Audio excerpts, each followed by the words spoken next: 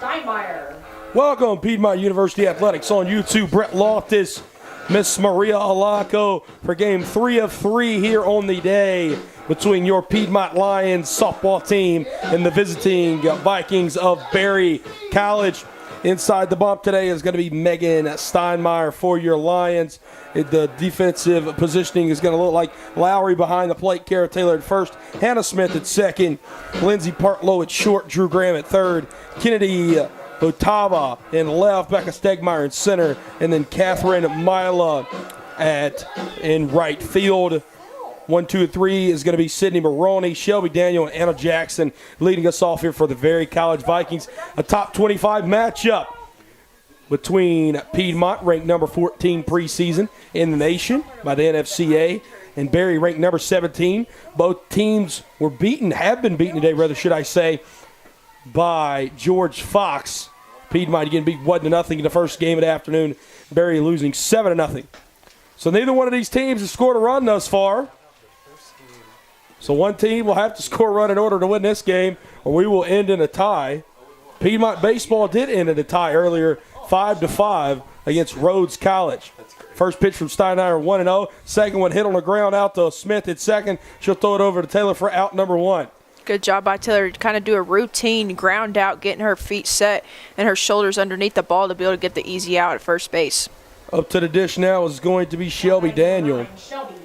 And yes, you did hear that right for all the Piedmont people at home. Piedmont baseball ended in a tie this evening, 5-5 against Rhodes College. This has been the first time in the NCAA era that it has happened. I know what you're thinking. Brett, how does baseball end in a tie? No lights up there at Rhodes. So 5-5 tie. Piedmont will do it again tomorrow up there in Memphis against Concordia, Chicago. Here tonight in game 3 of 3, we'll again have 3 games here at the Walker Athletic Complex tomorrow, as Piedmont softball will be playing 2 out of the 3 of those against Berry and again against George Fox. Start times are at 10, 12, and 2:30. Again, you can check out those times and watch us right here, PiedmontLions.com and Piedmont University Athletics on YouTube. Steinmeier 2-0 quickly here to Shelby Daniel. 2-0 on the way.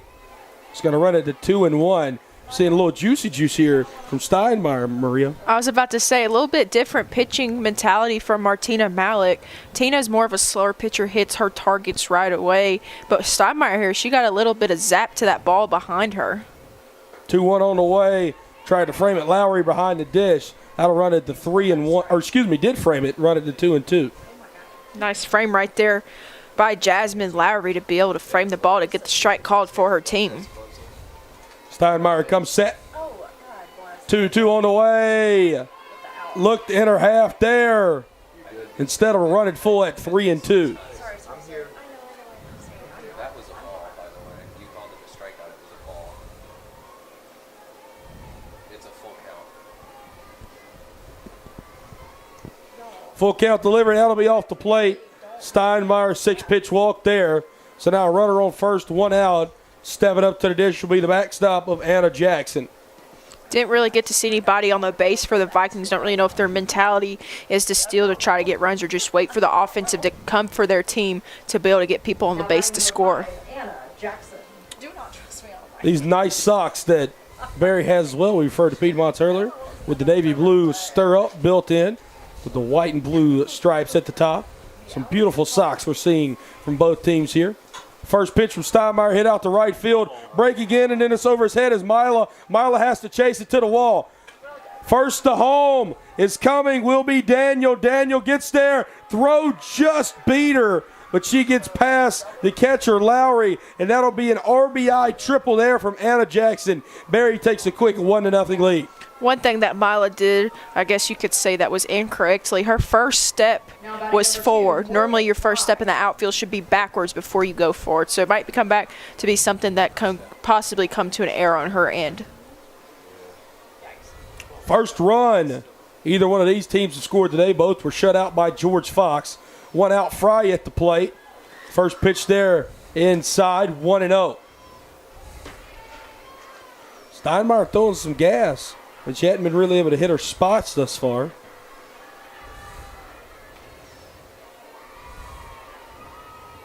1-0 delivery on the way. This one slapped to left field. That'll make it a 2-0 ball game. RBI single there from Morgan Fry. If the Vikings keep hitting up Steinmeier's pitchers, I'd expect to see a pitching change early on or possibly see one of the pitchers go into the pitching dugout. Megan Steinmeier, we mentioned, she's throwing some heat. It's different from the finesse that we've seen today from Emma Easton, from George Fox, and Martina Malik of the Piedmont Lions. Throwing some gas, and Barry's just able to time it up. That one right down Broadway, 0-1. Up at the dish now, it's going to be Katie Parker, the freshman third baseman.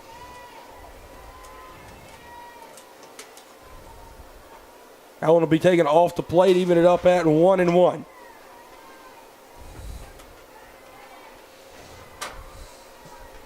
Barry wearing black on black here. Piedmont green on black. In the nighttime sky of Demers GA. Swing and a miss there. 1-2. And you have to expect here, obviously, 2 runs given up by the young freshman Megan Steinmeier, making her first career start inside of the circle. However, despite that, you got to expect the bats will come alive for Piedmont in this ball game. 1-2 on the way. Another swing and a miss there. Congratulations to Megan Steinmeier. Her first collegiate strikeout and a big out number 2 here in the top half of the first inning. She did a good job of, like we've said, all day long, being able to move east to west to get the girl to swing on the outer half of the plate. Riley Jackson, the designated hitter, up at the dish now. First pitch to her will be foul tipped into the backstop. 0-1 now with the 2 outs. 0-1, 2 outs, runner on first, already 2 across. We had an RBI double there from Anna Jackson, an RBI single there from Morgan Fry. This one's sent down the right field line into the Barry dugout, off the fence of the Barry dugout, should I say. So quickly Steinmeier has 0-2 out there inside of the circle.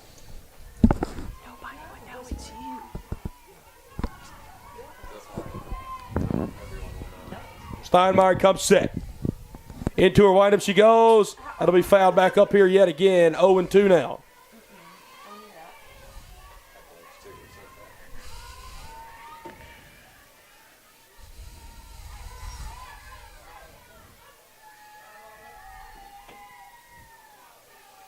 No balls, 2 strikes, 2 outs. Steinmeier 0-2. Fouled back up here yet again. Sounded like a gunshot went off. And Danielle's personal reaction matched that up here. Our sports information director at Piedmont University. Right into the plexiglass. We'll do the 0-2 for yet a third time. 0-2 on the way. That'll be up and out of the zone. Lowry won to throw it. Nobody's covering second. That's one of them things, though. If you're Lowry, you throw the ball in the position. Expect your players to have your back to be able to get the catch. 1 ball, 2 strikes, 2 outs. Steinmeier looking to get this third one here. Check swing in the dirt. That'll even us up at 2 balls, 2 strikes, and 2 outs. Deuce is wild. 2 runs have come across on 2 hits as well. The number 2 is just everywhere right now. 2-2 on the way. That one sent out to shortstop, past the shortstop, part low. Stegmeier's got to come up throwing. Going second to home is Fry. Cutting it off. Taylor throws it back to second, and they will not be able to get Riley Jackson there at second. Cannot stop the bleeding right now. As a 2-out RBI double gets the Barry Vikings a 3-0 lead. One thing we talked about early on in this game is that both bats for both teams need to come alive, and Barry's bats have came alive early on in this game, and that could be a problem for the Lady Lions later on if that continues. Terry Martin's going to go out there and talk to Megan Steinmeier. Obviously a situation, a freshman making her first career start. Coming out there, maybe the nerves are getting to her a little bit, Maria. Obviously, it's a big situation playing against a nationally ranked ball club like the Barry College Vikings, but nonetheless, you got to go out there and do your job. 3 hits on 3 runs so far, and now another runner standing on second. You kind of just got to, if you're Coach Terry Martin, hey, we need you to get 1 more. get outside of the circle, get the bats up to the plate, and we can do the same thing offensively from there. Big-time players make big-time plays. And regardless of what year you are, for you to be able to be a freshman and step up to the challenge, that's an accomplishment just for her off the bat. She could have started that last game, which isn't against a nationally ranked team. It could have started someone who's more experienced. But him as a coach, Terry Martin, to have the confidence for his young pitcher just has to prove to her that people are behind her, rallying around her. Steinmeier goes into her windup. First pitch there will be a strike over the heart of the plate, 0-1. Steinmeier from Evans, Georgia, to Greenbrier High School. Saw her appear as a pinch hitter there in the first game. She will be batting cleanup when it's the Lions' time to grab the bats. 0-1 to the backstop. Lowry able to recover it. Advancing to third on the pass ball will be Riley Jackson. If you're Lowry right there, though, you got to not let that ball get behind you because it could result in something crucial for your team. Steinmeier comes set, 1-1 on the way. This one sent out to second base. Hannah Smith can't make the play. It'll be a 4-0 ball game. And another hard-hit softball, excuse me. And that one it kicked off with a glove of Hannah Smith. Should be scored a single, and it will be. 4 hits, 4 runs. Just some hard-hit balls sprayed all over the diamond right now. And Steinmeier just trying to get out of this top half of the first inning. First pitch here to the second baseman, Paige Bennett. It'll be a called ball, 1-0 count now. See a shift in the ley lines. Defense have the second baseman and shortstop have kind of went back a little further to the grass line. That'll be low there. Be another ball, 2-0. There's a little bit of a difference. If they die, if there's a ball to her left, she doesn't make the play. That's what she should have made. 2 on away from Steinmeier. That one's way off the plate, 3-0. Steinmeier getting a little bit out of control here early on, not hitting her spots. But one thing that is going in her favor is that she's been able to pitch the ball faster than what we've seen all day long. Steinmeier just got to settle out there inside of the circle. Just got to get one more out. That one's on the inner half. It'll be called a ball. 4-pitch walk now. And that'll bring up the 9-hole hitter of number 30. Aaliyah Thornton. Now batting number 33, Jamie Jang. Oh, sorry. It's Aaliyah Thornton. She's number 12. Sorry. Yeah. What? On your official roster, it says Aaliyah Thornton wears 12. She's actually wearing 33. No, but it's wrong in the stats. Because I didn't. Sorry. No, I didn't. I think I'm just an idiot. 1 ball, no strikes, 2 outs. Thornton takes the first pitch ball. No, 5 straight balls now. I should have looked. I just didn't. Sydney Maroney, who led us off in the top half of the first, is now standing on deck. No. Is looking to bat around here are the Berry Vikings. This one up and out of the zone, 2-0.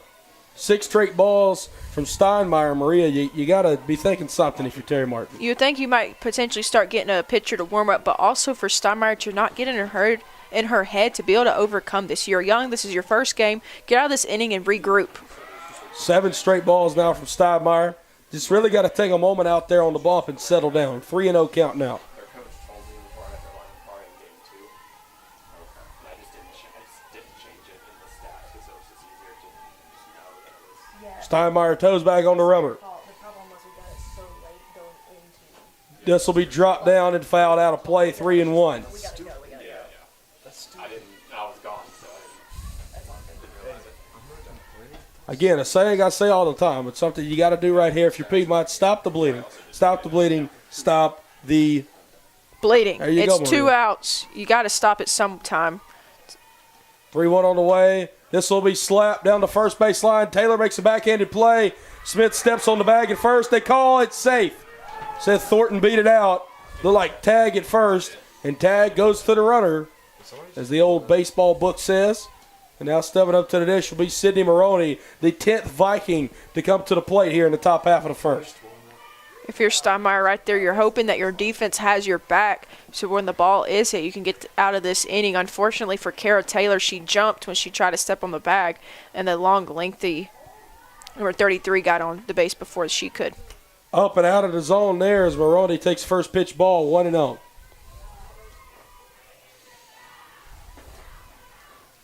Maroney trying to make this ball game out of reach here in the top half of the first. I know you never say never, and you really can't. But you feel like if she can unload on one right here or put one in a gap, Barry takes a 7-0 lead. That might not be overcame by Piedmont. Excuse me there. Let's take that one 1-2 now. Steinmeier settling back in out there on the rubber. Good job by Steinmeier to zip that one down middle of the plate to be able to get her confidence back up, especially when you got the bases loaded here with 2 outs. Back set. 1-2 and away. Swing and a miss there. Big pitch from Steinmeier to leave 3 stranded. 4 runs, 5 hits, no errors, 3 left on. You're listening to Lions Softball here, Piedmont University Athletics on YouTube.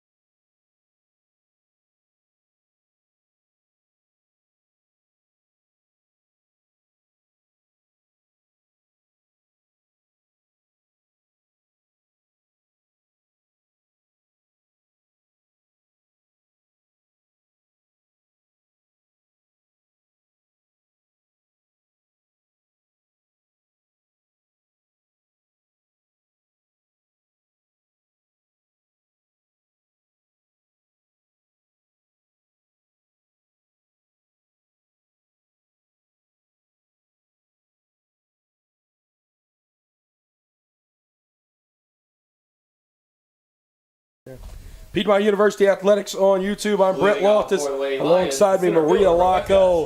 In the circle is going to be Hannah Gore. Rebecca Stegmeyer leading us off here.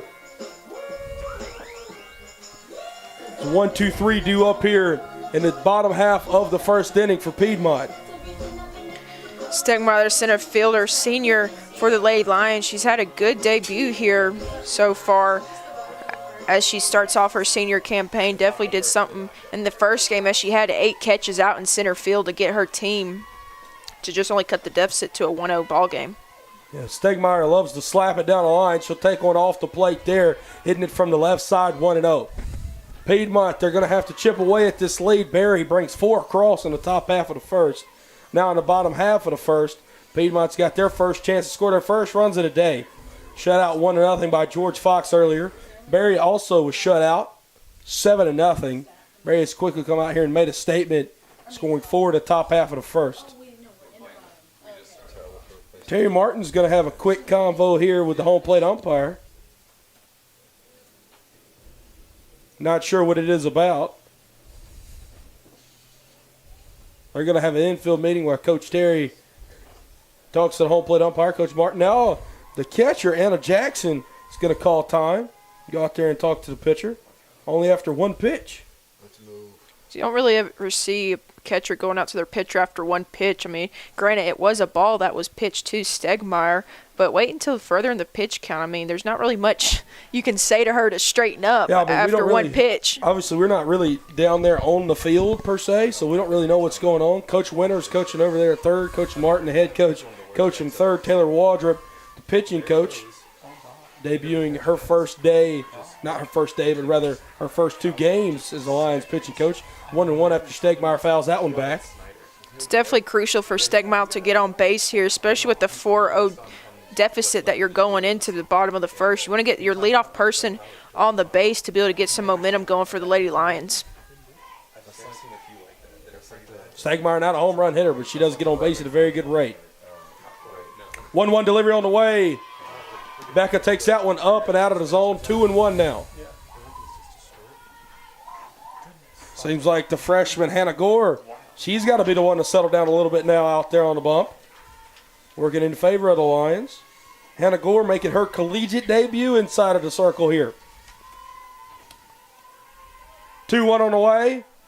Becca sends that one down the left field line. It was stung, but it'll go up and out of play, even it up at 2-2.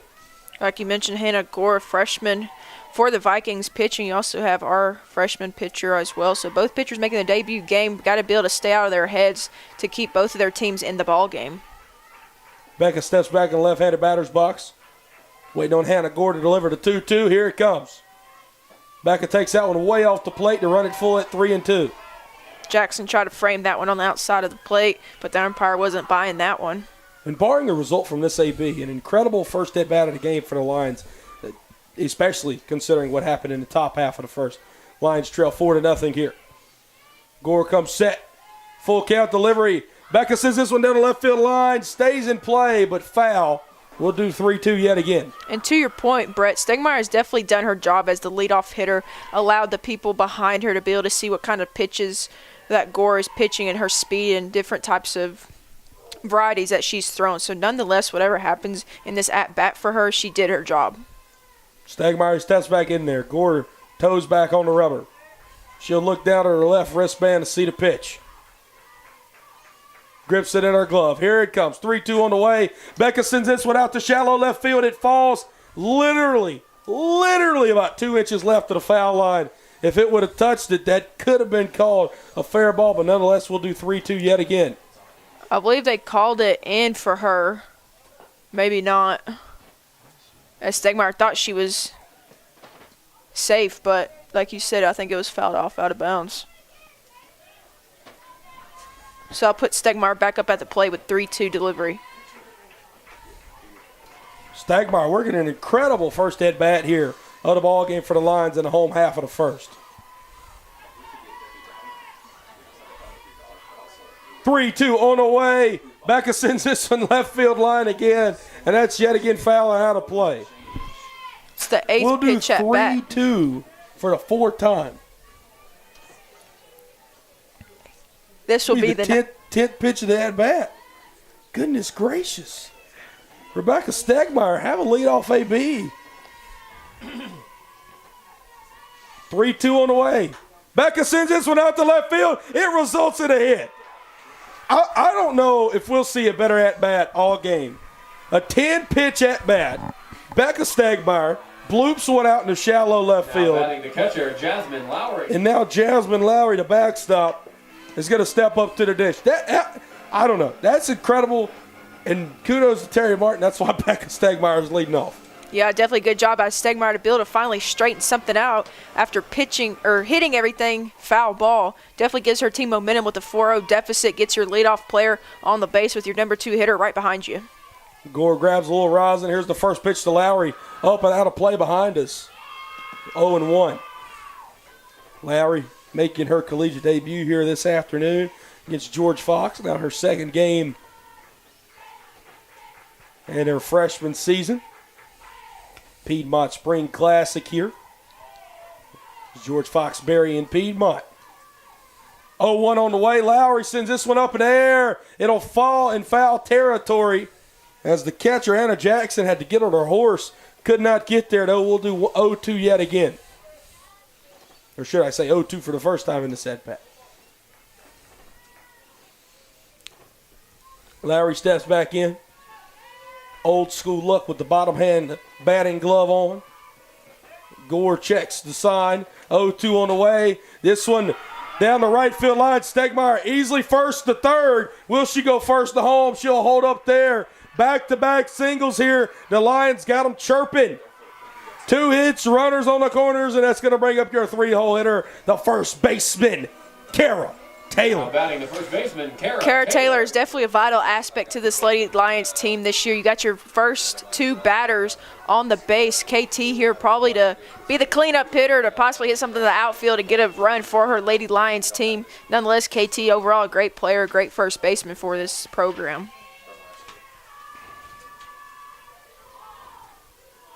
Gore comes set, big swing and a miss there from Kara Taylor. Taylor's from Buford, Georgia, attended Buford High School. Kara Taylor got a hold of just 1 homer in her freshman campaign. She could hit her second career homer right here. That'd be huge. 0-1 on the way. Swing and a miss yet again. A little all-speed stuff there. No balls, 2 strikes. You can tell that Taylor really wants to get a piece of that ball. She's way ahead of a fastball. It's hard to be ahead of a fast pitch, but nonetheless, I'd expect to see a changeup possibly here because she is hitting so far ahead of the ball. Stagmeyer leadoff single. Lowry getting her first collegiate hit over there on first. 0-2 on the way. Lowry got a big lead. Taylor takes that one at the plate. 1-2 count now.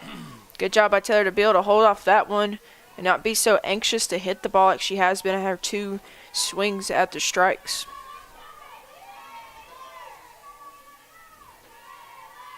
Gore looks down at the wristband. 1-2 on the way. Kara Taylor fouls that one back into the plexiglass again. Another loud sound there. 1-2.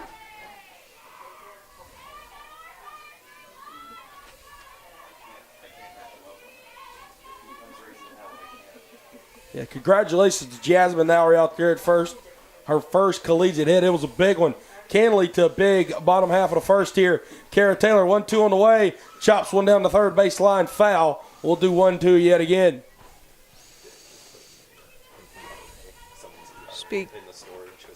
Kara Taylor's fifth pitch at bat. Yeah, it's pretty interesting. Kara Taylor able to work the count. Hannah Gore making her collegiate debut inside of the circle. Cannot seem to find it out right now. Still looking for that first one. See if she can get it here. 1-2 on the way. Taylor fouls another one into the backstop. We'll do 1-2 again.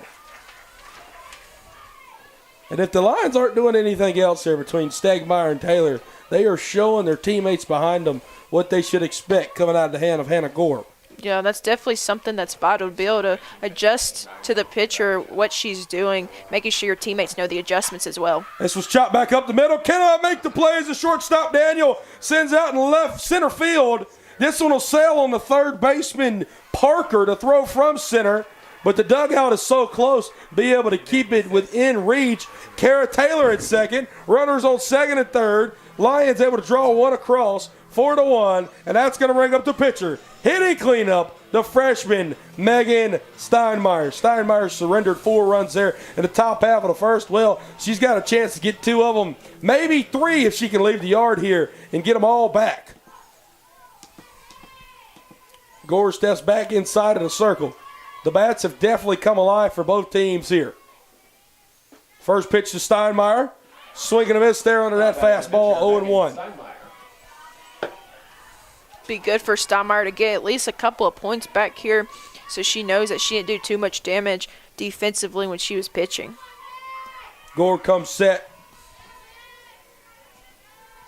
0-1 on the way. Steinmeier takes that one up and out of the zone, even it up now at 1-1.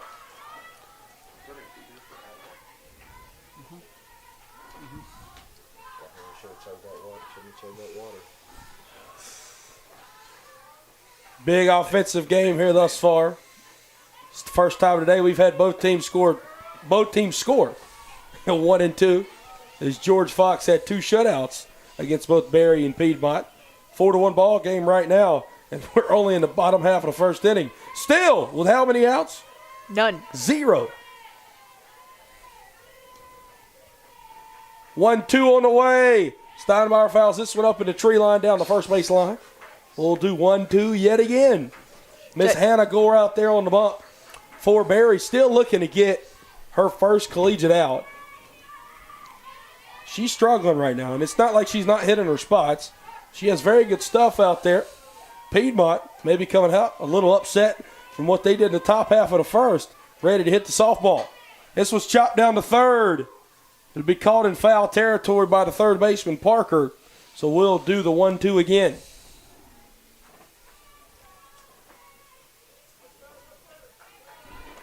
Coach Winters down there at first. If a player gets on first, he collects their batting gear, elbow guards, shin guards, things of that nature. He's going to be carrying the whole dugout if we keep this batting array going. 1-2 on the way. So let's sit back up here in the plexiglass again. 1-2 to be done yet again. Man, Rebecca Stagmeyer, Kara Taylor, and Miss Steinmeier, Miss Megan Steinmeier, They're putting together some ABs right now. Just working deep in these counts and making Hannah Gore throw a lot of pitches out there. 1-2 on the way. Swing and a miss there. As Hannah Gore gets her first collegiate out, and it's her first collegiate strikeout. Congratulations to Hannah Gore. Between the three of them, they had 26 pitches at bat. Oh, my goodness. That is incredible. As now up at the dish will be the right fielder, Kathleen Milo. Right fielder, Kathleen Milo. Kathleen Milo looking to get her first collegiate RBIs, rather, should I say. As that'll be off the plate. Never mind. 0-1. See it count the bottom of the zone there. Looked like the pitch might have been a little low and on the outside corner of the plate.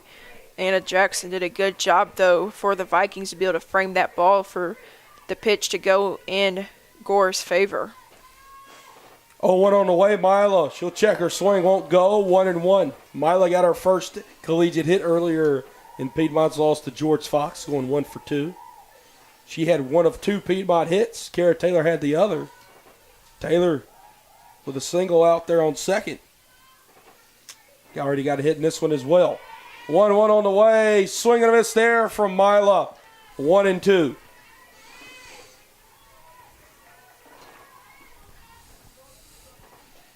One out here, 2 runners in scoring position.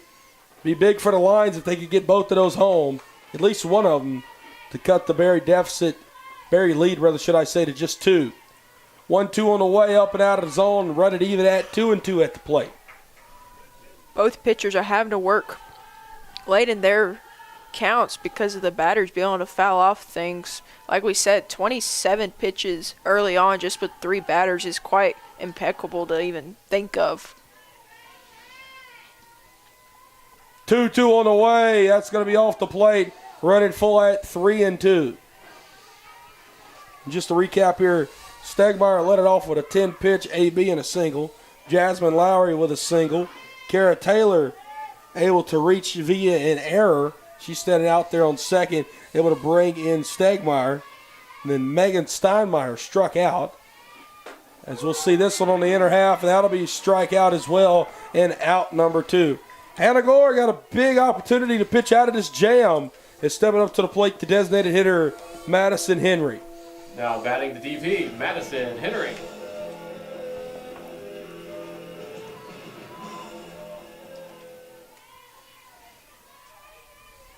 Madison Henry, a transfer from the University of North Georgia. She made her first at bat for Piedmont in the first game. Still looking for her first Piedmont hit. A junior.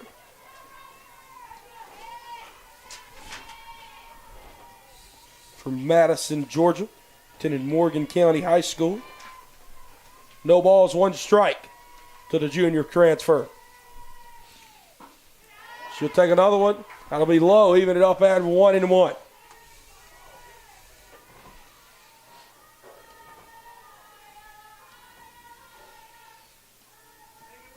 If you're Henry right here, you want to be able to drive in at least the third baseman. You don't want to leave these runners on the base, especially when you're already in a deficit of 3. This one will tip off the catcher and the home plate umpire. 1 ball, 2 strikes now, 2 outs. Kara Taylor on second. Out there on third is going to be Jasmine Lowry.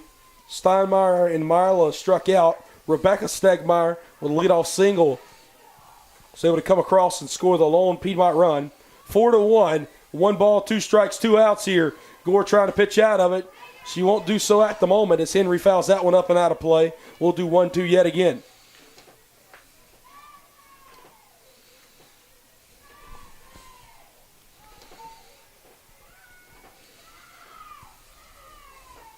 Having some conversation here with the home plate umpire and Coach Terry Martin yet again. Guess they're chatting where they're going to go in the greater Habersham County area to get dinner after the ball game. I recommend Cadato's. Very good sub shop. No free ads, yes. I just like Cadato's. Cadato's didn't tell me to say that. I just enjoy a nice sub from them. 1 ball, 2 strikes, 2 outs. Here comes delivery from Gore. And they'll ring up Henry. That rolled across her shoestrings, but nonetheless, Strike number 3. 1 run, 2 hits, 1 error. 1 run, 2 hits, 1 error. Piedmont able to draw into that deficit a little bit. 4-1 ball game heading in the top of the second. You listen to Piedmont University Athletics on YouTube.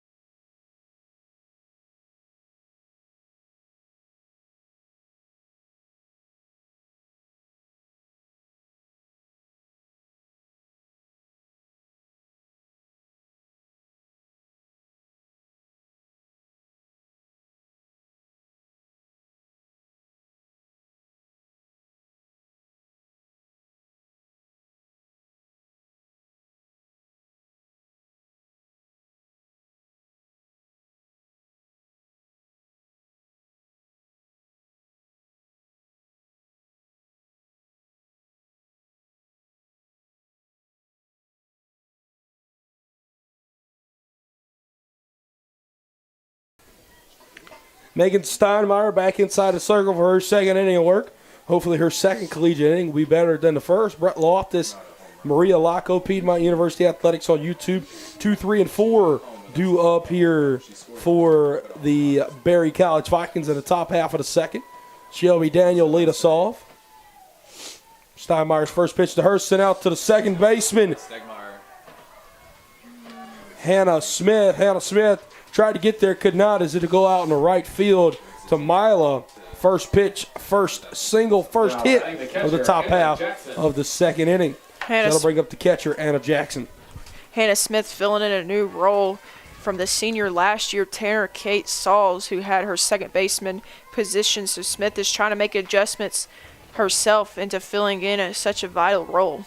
That was a hard hit ball there. I don't know if DK would have made that play, and she'd probably tell you that herself. Hannah Smith going to her left. Just couldn't quite get to that one. 1 ball, no strikes.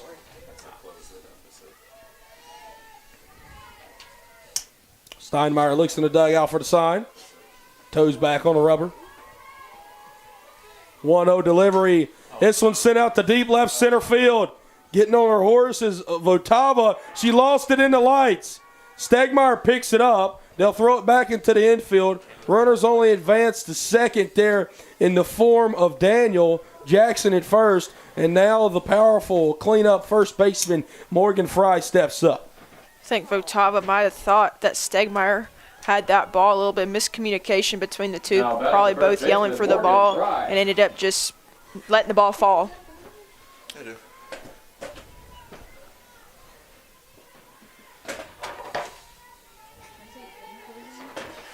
First pitch on the way to Fry. Sent back up the middle. Smith, the backhanded stop. Can't get it to second in time for out number 1. Beautiful play by Hannah Smith to lay out her body to make the dive to be able to dish it over to Lindsay Partlow.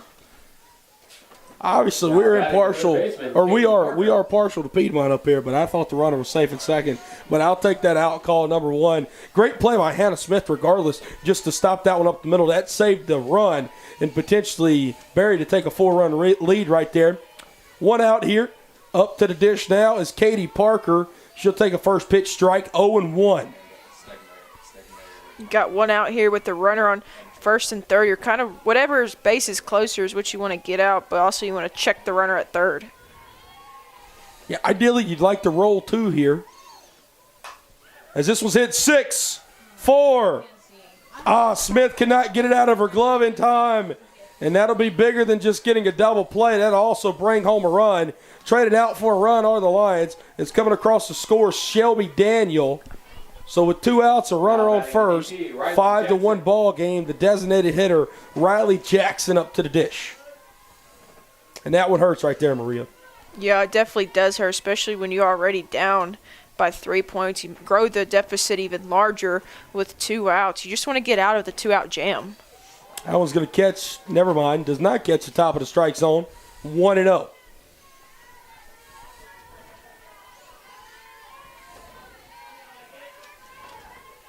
Two outs here. Megan Steinmeier in her second inning of collegiate work. That was going to be way up and out of the zone there, 2-0. For Steinmeier here, you got to be able to work your way back up in this count. You've thrown 2 balls in a row, maybe to pitch something on the outside corner of the plate because that's where the umpires have been calling most of the strikes anyways. Yeah, try to force hitter, try to take it the other way. She will throw it out there. It'll be too far out, 3-0. It's kind of what plagued Steinmeier in the top half of the first, getting way behind in counts and then ending up giving up big hits or walks, and cannot do that. And we definitely haven't seen pitchers so far in this game being behind. They're normally working ahead and just trying to throw away wasteful pitches to try to get them to swing on the outside corner of the plate. But for Stegmeyer, she's having to do the complete opposite, working her way back into the count. Yeah, all day we've seen that. We've seen pitchers be able to work ahead for the most part. Steinmeier's worked behind multiple times tonight. And right there we'll see her surrender her third walk of the ball game.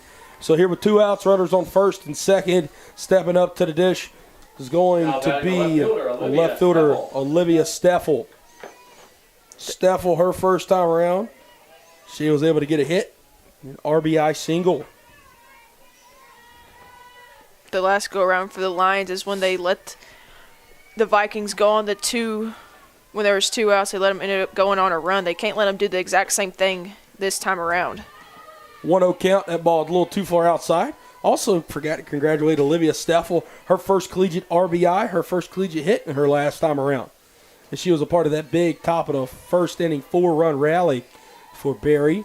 1-0 on the way. This one sent to the shortstop. Sent to the shortstop, Partlow. And this one will go up into shallow left field. They'll say runner interference down the line. That's what I thought it was anyway. And we'll finally get the out call there from the third base umpire for out number 3. 1 run, 2 hits, no errors. Heading to the bottom half of the second. You're listening to Piedmont University Athletics on YouTube.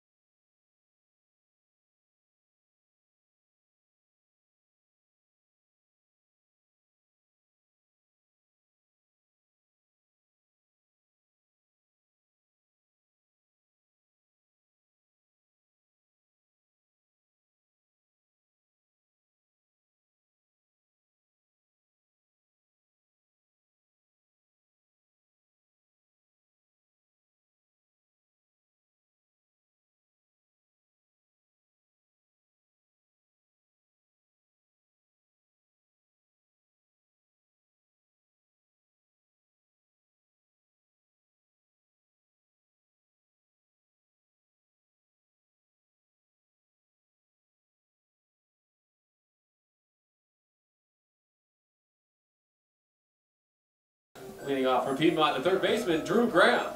Drew Graham going to lead us off here in the bottom half of the second.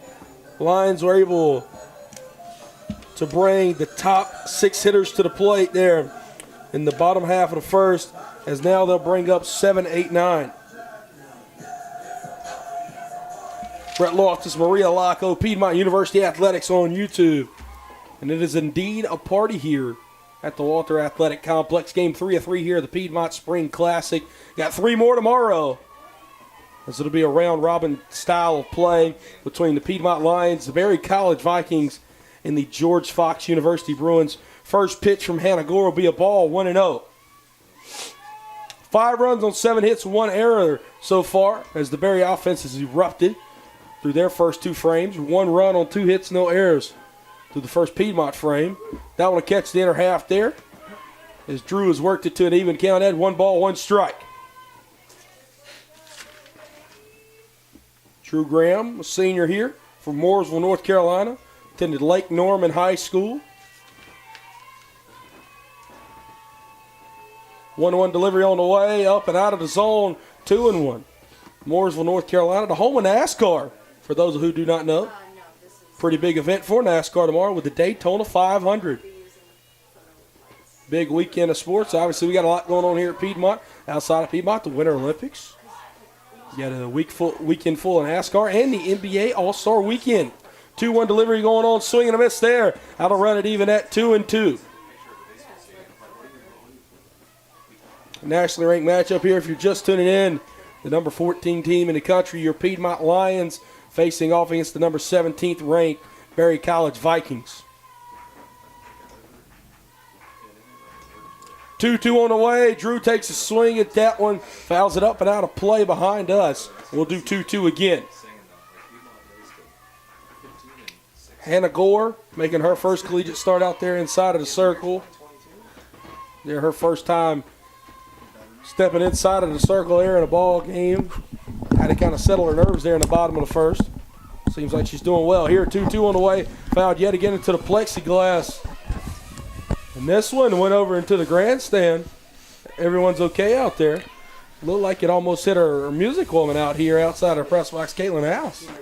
You wouldn't want them to hit her, would you? I would not want to see that.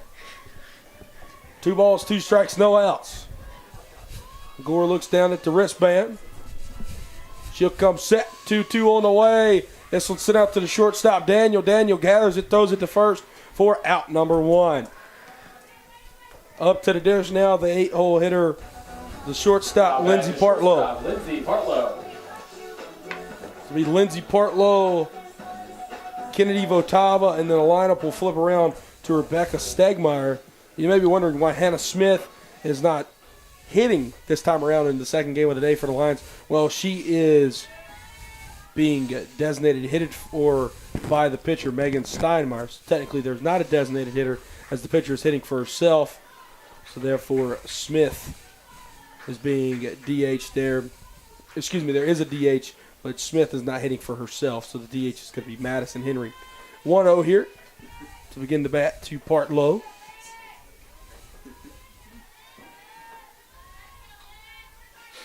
One-0 delivery, low and away. 2-0 now. Partlow works ahead. Still looking for her first collegiate hit. She went hitless there in the first game, as did most of the Lions.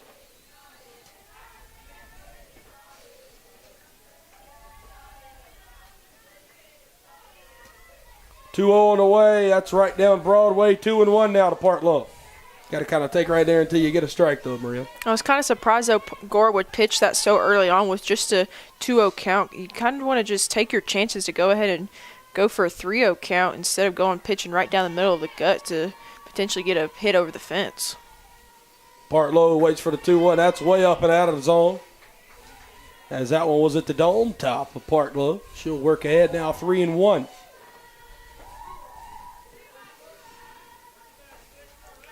Lions dugout down there seeing some good tunes. Really getting up in hype. Hopefully that energy can bring us some runs. 3-1 on the way. Swing and a miss there. That'll run it full at 3-2. Gore looks into the dugout. She gives a half smirk after that one. She'll grab the rosin bag, throw it down. First time, Maria, we got to call a game under the lights here at the Walker Athletic Complex at the softball field. Full count delivery sent down the first base line, up and out of play with a full count yet again. So most softball games during the day, it's pretty cool to see the Walker Athletic Complex lit up normally nighttime. Normally it's the other way around where you see the baseball facility all lit up since they play night games. But here having the Piedmont Classic, you got later games in the evening, which later games means the sun's down, so you need them lights to come on. 3-2 on the way. That one's hit up into the plexiglass again. Anna Jackson catches it. Won't count, though. Hit up and out of play. We'll do the full count for a third time. Hannah Gore, just yet another of the latest trends to continue. Another long AB here, able to extend it out. Hopefully this one will result in a hit as well for Piedmont. Full count on the way. This one's sent out to the second baseman, Paige Bennett, for out number 2. L4, excuse me, is how you'll score that one in your score books. Left fielder, Kennedy Votava. As the left fielder, Kennedy Votava. Another freshman steps up to the dish here. Hitting it from the left side. Again, still looking for her first collegiate hit as well.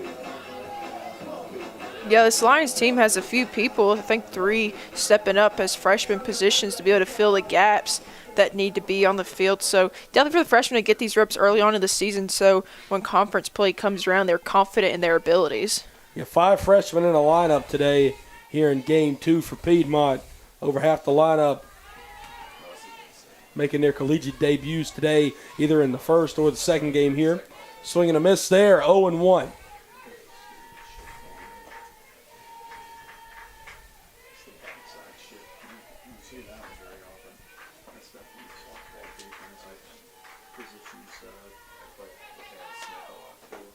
Swing and a miss there, 0-2.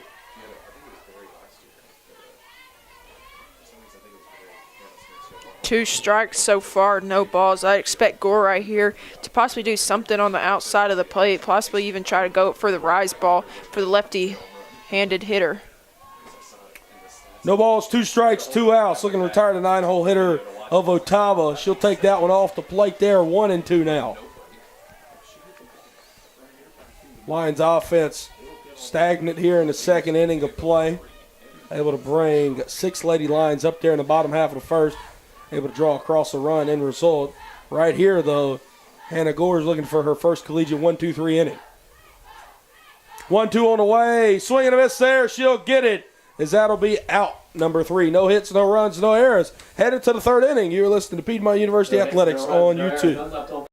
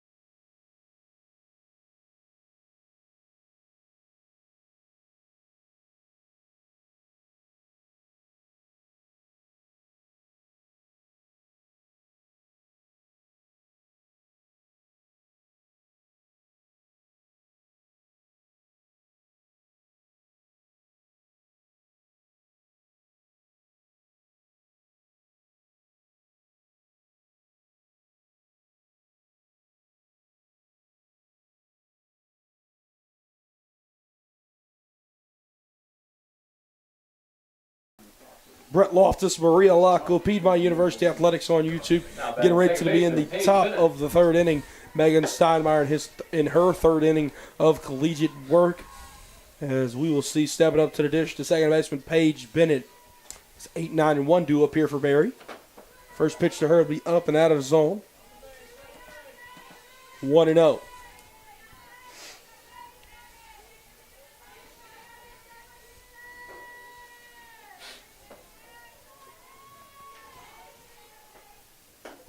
Up and out of the zone yet again, 2-0.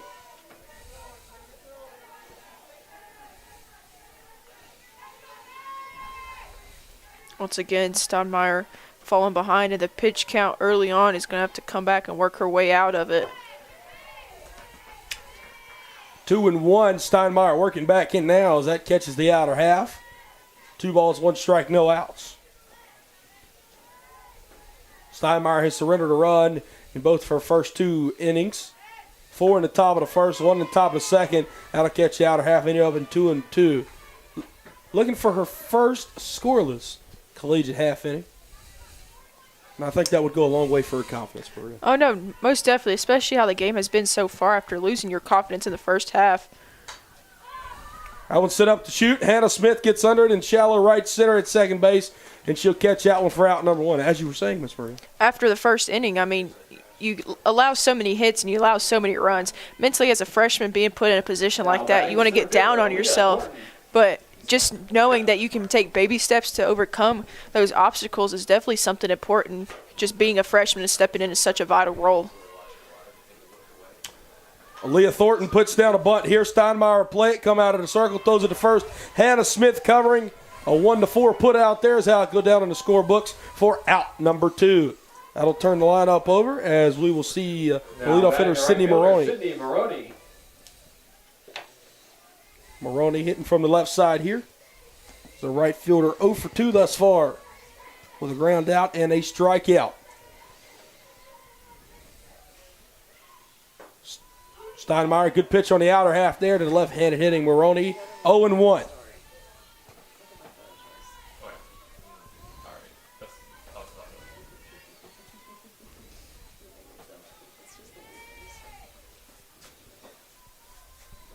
That'll be off the plate as well, even it up at 1-1. Have lights.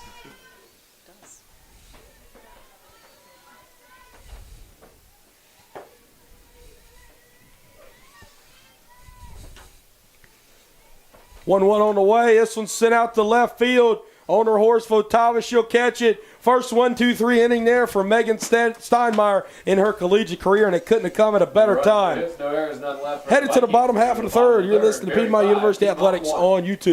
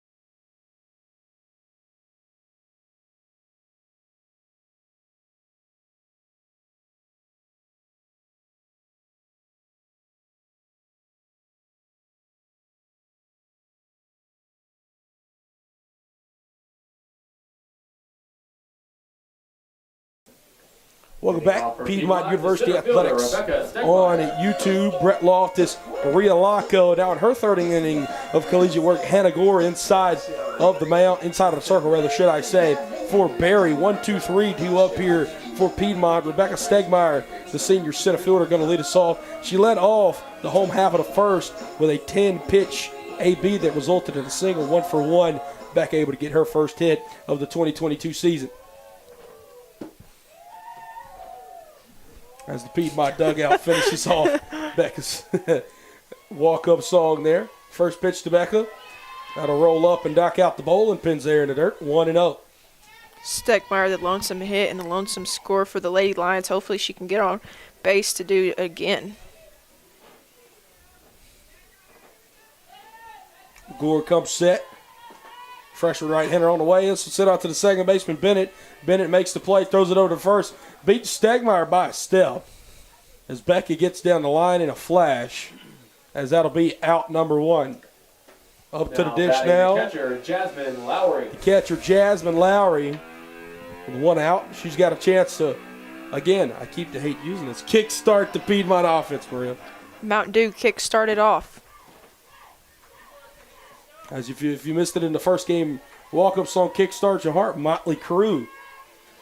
0-1 on the way there. That'll be taken at the knees, 0-1. That's just like the last year how Becca Stegmeyer's was Pipe It Up. Yeah, it's a good song, good song. From local Atlanta group, Migos. No balls, 1 strike, 1 out.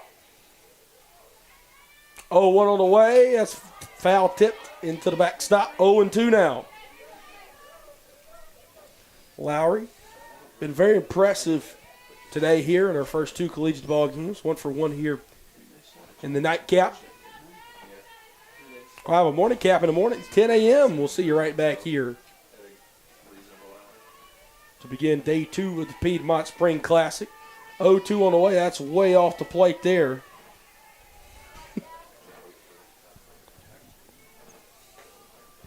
As we'll see it done yet again.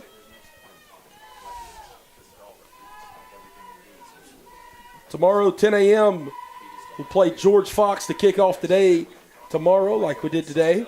George Fox will play Barry in the middle game, and then we'll play Barry again at 3 p.m. tomorrow, just like the same slate went today.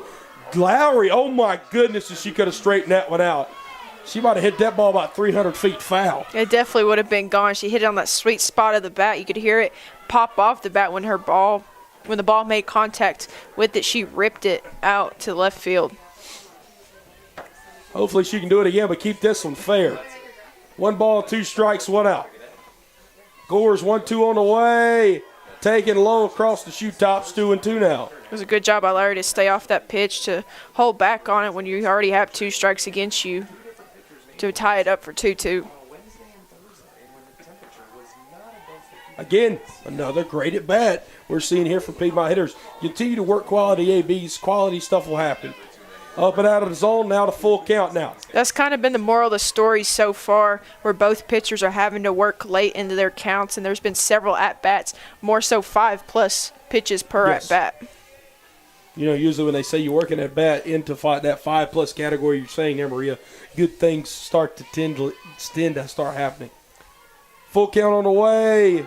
That'll catch the inner half there. Lowry knew it.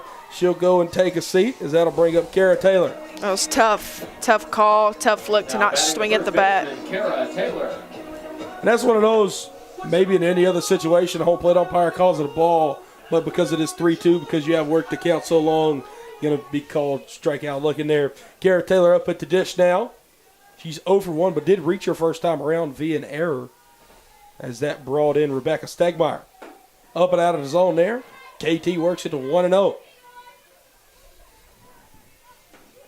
2 outs here, home half of the 3rd inning. Lions trail by 4 here early, 5-1 to the Berry College Vikings. 1-2 on the way. KT sends one out to right field. Coming in on it, Maroney. She'll let it drop in front of her. That'll be KT's 2nd hit of the day. The first one here in the nightcap, 1 for 2. If you're KT, you're hoping she doesn't get to it. But also, if you're Sydney Maroney, you gotta catch that. That landed a foot in front of you. You could have put on some more speed to catch that ball, or potentially even dove for it if you didn't think you could get to it. It might be even one of those you could, even if it hits the ground, if you dive and trap it, it might even appear to be out number 3, because that'll bring up the cleanup hitter, the pitcher, Megan Steinmeier. Steinmeier got a chance to give herself a few runs back here. She'll take a first pitch strike there, 0-1. Steinmeier allowed a big Berry first inning there, where 4 came across. Since then, she allowed 1 in the 2nd, none here in the top half of the 3rd. 0-1 on the way. Steinmeier sends this one out to 2nd. Second baseman Bennett throws it over to first for out number 3. 1 hit, no runs, no errors. Headed to the 4th inning. You're listening to Piedmont University Athletics on YouTube.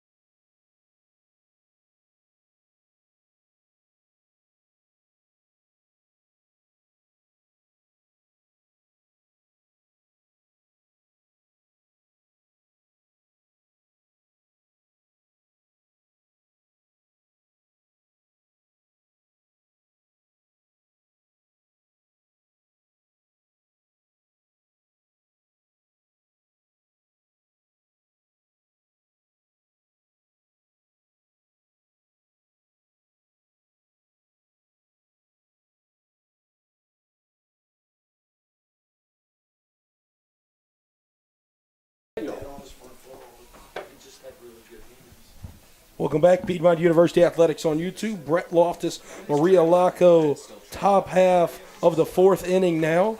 Steinmeier back out there in the circle for the Lions, as we will see here. Shelby Daniel leading us off here, the shortstop. Sophomore hitting from the right side here. Steinmeier's first pitch. Catch the top of the zone, 0-1. 2, 3, and 4 due up here for Barry.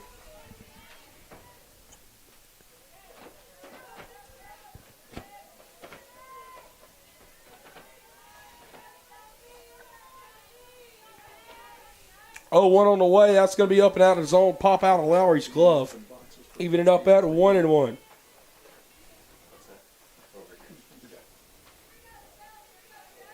back to the tweet that you had.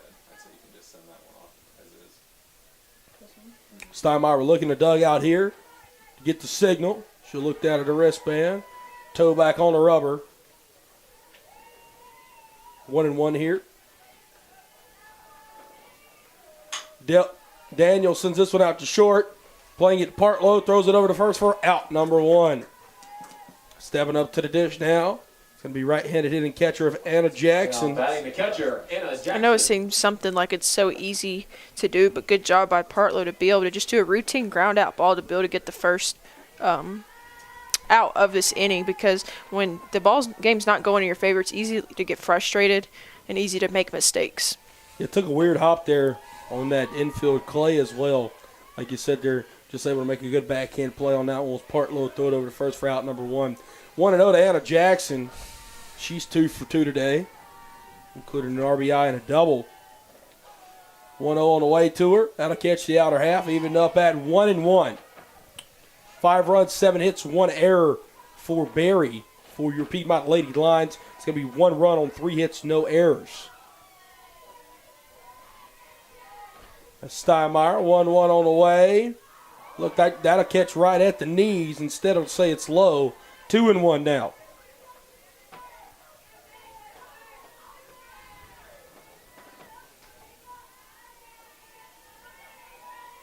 Steinmeier comes set, 2-1 on the way. This one hit right back up the middle where it came from. And that'll be a 1-out single there in the center field.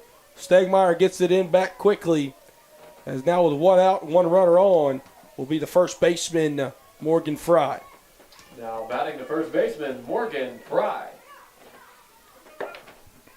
Morgan Fry 1 for 2 with an RBI as well, and a run scored. Morgan Fry, sophomore. We got to see her play last year here at the Walker Athletic Complex. Very impressed with the way she handles herself and the way she plays the game of softball. And she'll put down a bunt right there. It might be an infield single. Steinmeier throws it to first. She's safe. 2 for 3. Morgan Fry. Good ball player right there. She's definitely improved tremendously since last year and be able to make adjustments. People thinking she's a power hitter and then being able to lay down a perfect bunt right there to not only advance the runner but be able to make herself safe at first base is definitely something that a coach looks at highly of. Yeah, ideally, you're just putting that down as a sacrifice. She's trying to advance the runner, able to run and beat it out there at first. Gives you only 1 out. Now with 2 runners on, brings up Katie Parker. She'll square around and drawing it back. First pitch called a ball, 1-0. A lot of small ball today, Maria. Ever since the first game, we've seen a lot of small ball because nobody's able to get their bats going to get them long hits. So when that's not falling, you got to be able to do small ball. See this bunt, this will almost go in the Barry dugout. It couldn't actually enter. There's some netting on the top there. But theoretically, almost could have bounced inside. Instead, we'll do 1-1 here with 1 out, 2 runners on here, top half of the 4th inning. Got to be able to make adjustments on defense, and both teams have definitely have been able to do that later on between these 2 games. Megan Steinmeier got thrown into battle here. Her first collegiate start as that one is bulleted down the first baseline yet again. Speaking of that net, it falls on top of it. 1-2. She got thrown into fire here against the number 17th ranked team in the country in her first collegiate debut. And she's going to leave with some battle scars. But nonetheless, I think at the end of this one, it'll be something she can look back on and build off of for the rest of the year. Definitely something she can improve on, just knowing that she was put in that position, that her coach had faith in her to be able to perform at such a high level. 1-2 hit down the third baseline, foul yet again. We'll do it again. A 1-2 that is, with 1 out here, 2 runners on. Speaking of being thrown into fire, Steinmeier in it yet again. She wants to put up another scoreless frame. She's got a battle here with 2 runners on. And Parker at the dish. As I always like to say, with runner on first and one out, double play is the pitcher's best friend. Can the Lions get one? 1-2 delivery on the way. This one's sent out to deep left, no, shallow left field. As coming in to make the play of Otava. Throwing it back to second, way off the bag. And that is going to be a double play. As an F7 and then a 7 to 4 put out. Just some bad base running out there as the Lions are able to get out of the top half of the fourth inning. You're listening to Piedmont University Athletics on YouTube.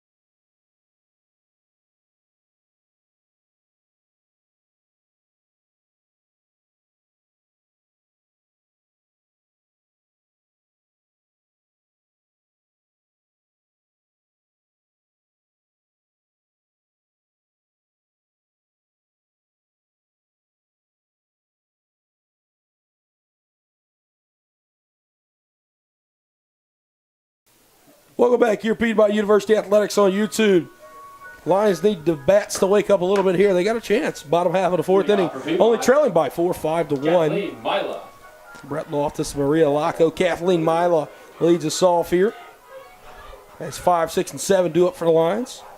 Hannah Gore going to begin her fourth inning of work here on a beautiful Demarest night. This one hit up and out of play down the third base line, 0-1. Maria, what have you seen from Gore that has really had her settling in since the first inning? So far, the only thing I've really been seeing from her is her speed. I mean, she's been able to I wouldn't even say she's even hitting her pitches. It's just the way she's able to move the ball around the strike zone to be able to make her successful, make sure that her defense is able to field the ball is important. Also, good kudos to Anna Jackson, her catchers. They're really a duo right now, being able to help each other when she's framing the pitches for Gore. But nonetheless, Gore's doing a good job of moving the ball all around the strike zone and just not keeping it persistent in one spot. No balls, 2 strikes here. Delivery from Gore on the way, up and out of the zone. Good eye there from Mila to move the count to 1-2.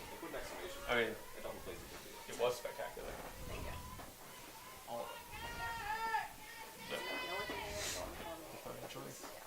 Yeah. Hannah Gore toe the rubber yet again. She'll come set. 1-2 on the way. This one sent up and out of play to the Piedmont lacrosse field. I tell you what, if we had a soccer goal out there, that would have just scored a goal. Where it went out there to the Piedmont lacrosse and soccer field. We'll do 1-2 yet again.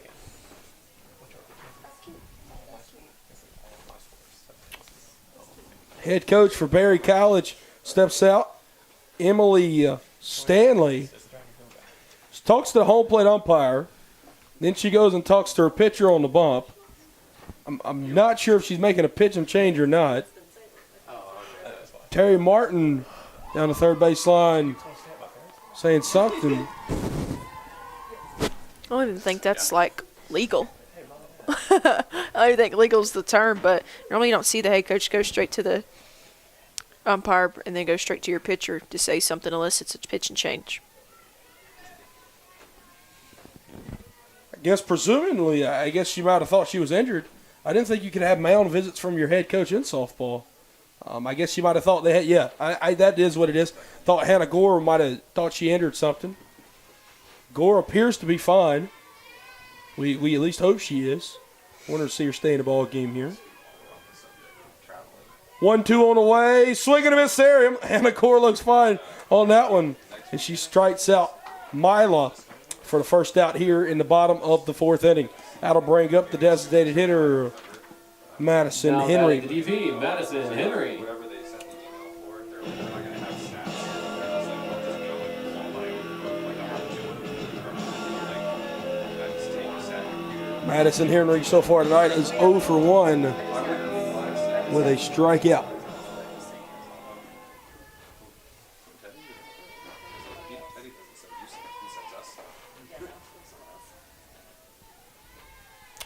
Halfway done here.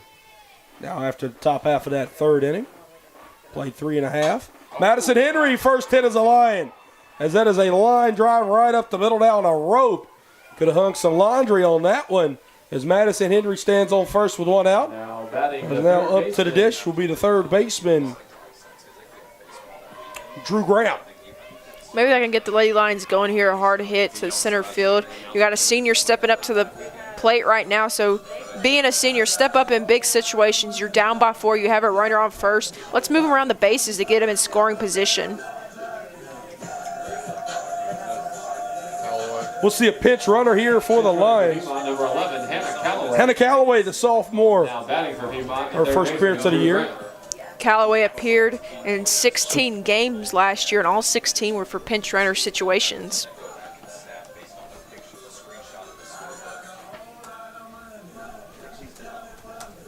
A lot of Waka Flocka playing right now. It's Drew Graham's walk-up song. Fits her really well, doesn't it? Yeah, it does. It's a party going on right now. And it can be a party if the Lions can bring some runs across. Callaway pitch running over there at first. Drew Graham at the dish. 1 out. Bottom of the 4th inning. And we're going to have some more coaches speaking to each other. Coaches and the umpires have another conversation. Maybe they're switching up where they're going to dinner tonight. Looks like they're writing down the menu. I'm just playing. They're writing down the scorecards out there. Situating everything out. Still trying to figure out where I'm going to go eat dinner tonight, Maria. I guess Coach Martin and the home plate umpire is as well. You're probably going to get Mishma, and I will probably just go to the good old boring Chick-fil-A. That sounds pretty good. Or pizza rolls in That the sounds freezer. good. Either way. Either way. Coach Martin might, I don't know. Coach Martin might roll the pizza rolls as well. Drew Graham, hopefully she can roll in some runs here. 1 out, runner on first. Hannah Gore goes into the windup there. Hannah Calloway. Yeah. Oh, yeah. She'll take a big lead over there at first. Dared Anna Jackson to throw it back. Yeah, Hannah Calloway is definitely daring the pitcher Jackson to say, throw me out, because if you throw it, I'm advancing. So that'll be no balls, 1 strike. 1-0 count, 1 ball, no strikes. Graham tried to put it down. Calloway to second. That one's going to go just past the second baseman. Calloway kind of strays away from the bag. Won't go too far. So that'll run the count 0-2. Yeah, 0-2 count. 1 out. Calloway in scoring position. She's got wheels. Wouldn't be surprised if center again, Maria. Yeah, most definitely. I mean, she's definitely key when she does get subbed in right here. She's, like I said a couple minutes ago, she started 16 games, and all 16 appearances she was the pinch runner. So starting off the season early by pinch running, and you already have 1 stolen base on the year. 0-2 on the way up and out of the zone. Calloway should take about a 10-foot lead over there off second. Obviously, you can't physically take a lead like you do in baseball. You have to get in that almost sprinter mode off of the bag. What I mean by lead is she's taking a big lead after the pitch has been thrown, not really retreating back. 1-2 on the way. Calloway took off. She got about a 4th down the baseline. As this will be fouled up and out of play behind the Berry dugout. We'll do 1-2 again between Drew Graham and Hannah Gore. If you're Drew Graham right here, you want to be able to straighten out the ball, potentially hit something in the outfield here with Hannah Calloway 120 feet away from scoring position. It's 5-1 ball game. Anything can change early on. Yeah, like we said, just beyond halfway here in the home half of the 4th inning. Gore comes set. 1-2 on the way. Drew Graham sends this one back up the middle. That ought to be a run. Thornton comes up throwing. Calloway will actually stay at third. Drew Graham goes to second. She's safe. So despite Calloway staying at third, she probably would have been out at home. Despite my willingness to send her, Drew Graham does go to second. So still 2 runners in scoring position. And that'll bring up to the dish the shortstop, Lindsay Partlow. Drew Graham was a little excited there. I don't think she was supposed to go off to second. You saw Coach Winters just kind of look up at her like, what are you doing? And then she kind of celebrated with her teammates that were in the dugout after she got safe. Nonetheless, though, Hannah Calloway did not advance, but now you got 1 out, runners on second and third. So you got three runs up at the plate right now. Partlow, big swing and a miss there. No balls, 1 strike, 1 out here. Big potential in this inning, Miss Alaco, if they can bring home at least 2 and cut that deficit in half from 4 to 2 runs. So far, it's been no small ball in this inning for the Lions. It's all been long ball. Keep it going. 0-1 turns into 1-1. That's up and out of the zone there. 1 ball, 1 strike, 1 out. 2 runners on, bottom of the 4th inning. Lions trail the Berry College Vikings 5-1. Good job by Partlow to hold back on that swing since it was a rise ball upstairs. You don't want to get anything called against you. That's unnecessary. 1-1 delivery on the way from Gore. Partlow takes one that rolls in the dirt. 2-1 now.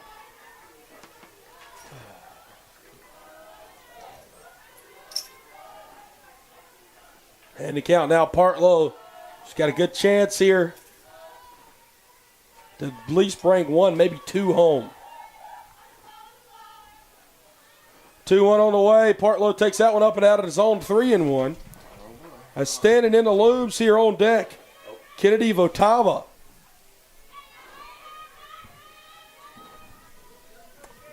Pardon me there. It's actually going to be Lauren English standing on deck here for Piedmont. 3-1 on the way. That's going to be off the plate. Bases loaded. 1 out. We are going to see Lauren English step up to the dish. She made her first collegiate at-bat in that first game earlier. Did not get a hit. And Maria, I know we're only in the bottom of the 4th inning, but Lauren English represents the tying run here. Yeah, she does represent the tying run, but also in her position, you don't want to get a little bit too ahead of yourself. Just don't try to do too much. Don't try to swing the lights out of the bat to try to hit a grand slam. Just get on base and get some scores up on the board. At least 1 or 2 runs does you well, especially later on in this game. I've been here 11.5 hours. Well, whatever gets you ready to hit. Lauren English, she's a freshman infielder for the Lady Lions. 1 out. Bases loaded. Lauren English, biggest at-bat of her life to this point. 2nd collegiate AB. She'll take it up and out of the zone here, 1-0. And you know what? Maybe this AB turns into a plate appearance if she can walk 1 home here and make it a 5-2 ball game and just keep the line moving and get the bats back to the top of the lineup. They'll definitely boost her confidence and her team's confidence if she can hit this one over the fence. 1-0 on the way. Did that one hit her? It gets to the backstop. Coming home, Callaway. She'll score easily. Both runners advance to 2nd and 3rd, 5-2 ball game without even having to swing the bat. Lauren English has a 2-0 count at the plate. 1 out, runners at 2nd and 3rd. All right, ladies and gentlemen, don't go clicking away from this just yet. We still got a ball game here.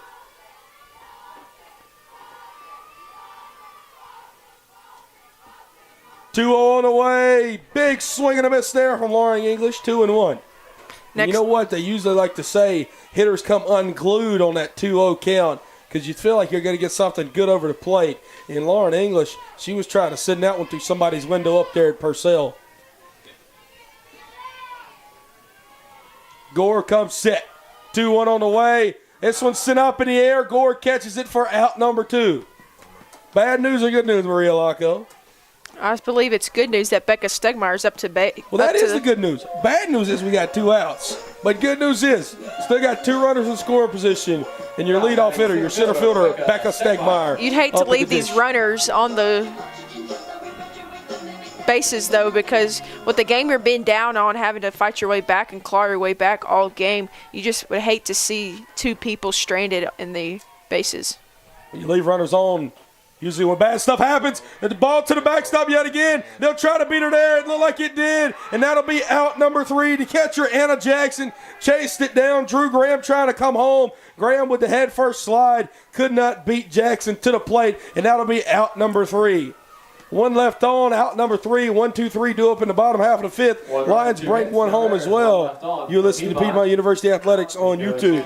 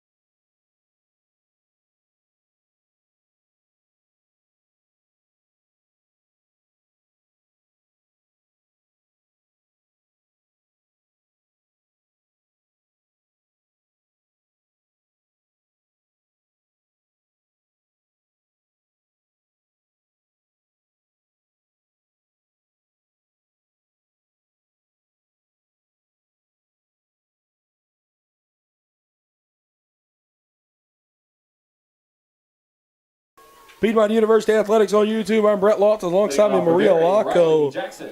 And so we have a new left fielder here for your Lions, as it will be Lexi Chitwood, sophomore, making her first appearance. This one hit up to shoot, trying to get it behind home plate as Lowry, as that'll go up and out of play. Nice play.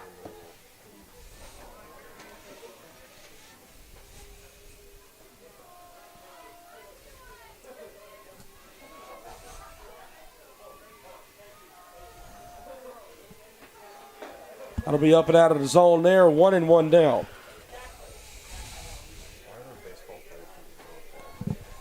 As we saw left fielder Kennedy Votava get pinch hit for, and she does not re-enter again. Lexi Chitwood out there in left field. Now defensively, 1-1 on the way. Did they catch the inner half? They say it won't. 2-1 now. As up at the dish for Barry is the designated hitter Riley Jackson. 6, 7, 8 due up here as Megan Steinmeier trying to hang another 0 out there on the left center field scoreboard. She's hung 2 straight. Let's make it 3. 2-1 on the way from Steinmeier. Sending it down the third base line and foul, as it appears that Jackson might have caught that one off her foot, even up at 2-2.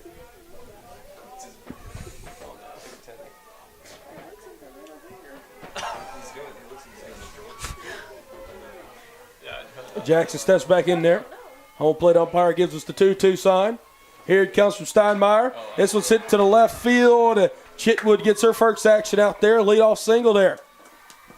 Good piece of hitting from the designated hitter Riley Jackson, as now the left fielder Olivia Steffel up to the dish. Now batting left fielder Olivia Steffel. Steffel hitting from the right side here. She'll have 1 on, no outs. And again, as always, Maria, what is the pitcher's best friend right here? I say your outside pitch is your pitcher's best friend right now. A double play. Oh, my fault. It's always the double play. We'll see a strike called number 1 there, 0-0. I say it's a best friend when it's 1 out. It is and a best friend. Yeah. It's a good acquaintance with no outs here. No balls, 1 out, 1 strike here. No outs. No balls, no outs, 1 strike. Steinmeier comes set. 0-1 on the way. Look like that caught the inner half. Yes, it did. 0-2 now. Megan Steinmeier really been able to settle down there since those first 2 innings. Seen some hard hit balls tonight, but she throws hard, so that's expected. 0-2 on the way, up and out of the zone. Lowry comes out of her stance, thought about throwing it back to first. She won't. We'll do 1-2 yet again. I like to see Lowry check the runner at first. There's a few times that she's stepped off the bag quite far enough to possibly where Kara Taylor could catch the ball and tag her. 1-2. This one's sent out to right field. It'll land. Mila has to make the play. She throws it to second. The shortstop Partlow's covered second. 2 singles to lead off the top half of the 5th, and that'll bring up number 7, the second baseman, Paige Bennett. Now batting the second baseman, Paige Bennett.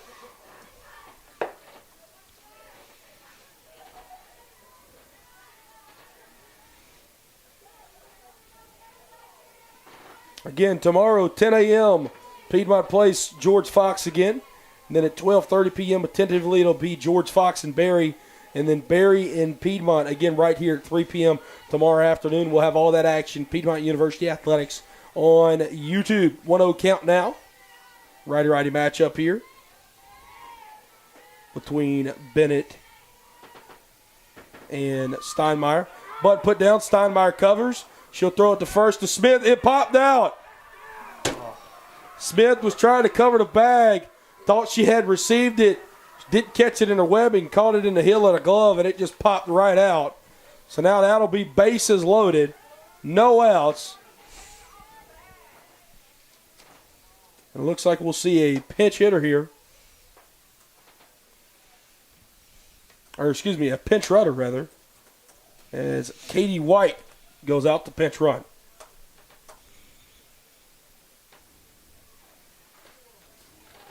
Aaliyah Thornton due up here for Barry. Where's the pinch runner? There. First base. Pinch runner steps back into the dugout. Bit of confusion, it seems, here. There's now another runner. I guess, no. Paige Bennett, the one who just hit. is now going to run for herself. Just kidding. But instead, we will see Katie White come to the plate and hit for Aaliyah Thornton here. We are sorry for the confusion. Vikings, number 10, Katie White. We're just telling you what's going on the field. I think we're just confused as they are down there. So Katie White's going to come up and hit it to dish. Paige Bennett will run for herself over there at first. So now with the bases loaded and no outs, Steinmeier in the biggest trouble she's been in her collegiate career thus far. First pitch to White up and out of the zone, 1-0. If you're Steinmeier right here, you're just hoping if the ball does make contact, it goes to your infield right here to get a possible double play. 1-0 on the way. That'll catch the outer half. Wow. No, it will not. Pardon me, my mistake. 2-0.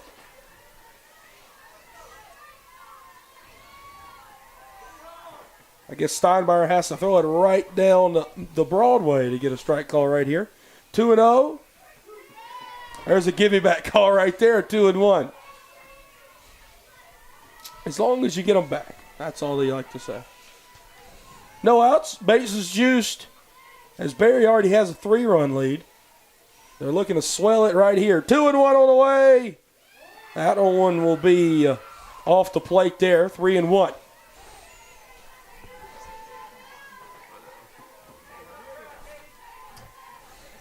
Steinmeier cannot afford to walk in a run. You got to make them earn it if they get it.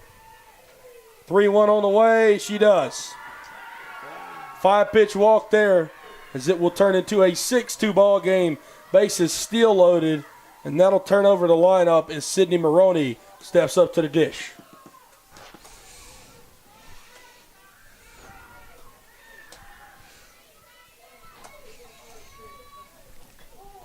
Now batting Sydney Maroney. Righty-lefty matchup here. Infield playing in.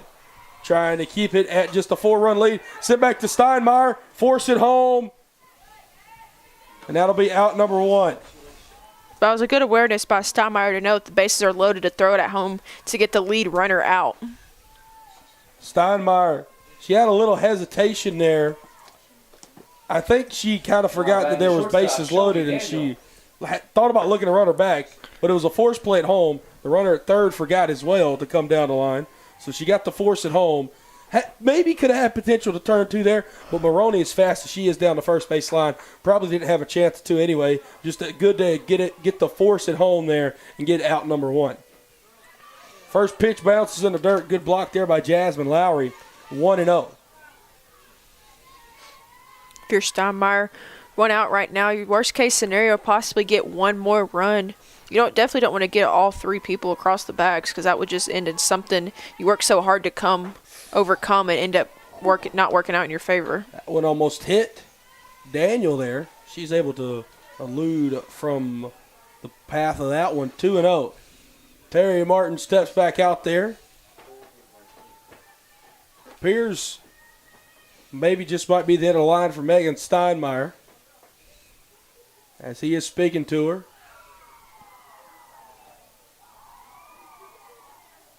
And Steinmeier just seems like she's had the freshman year jitters in her first collegiate start, Maria. Yeah, definitely, because you see her working behind from all her pitches. She's walked a few players as well, which I would say is probably common for a freshman pitcher because you are nervous, especially being thrown in against a ranked team in the country. That brings a lot of pressure to yourself, but also you have to think, I've prepared for this. I've practiced just as hard as anybody else, so I deserve the chance to be able to pitch against a great team because she can only improve from here on. So I believe that this is just going to set the tone for the rest of the season for her.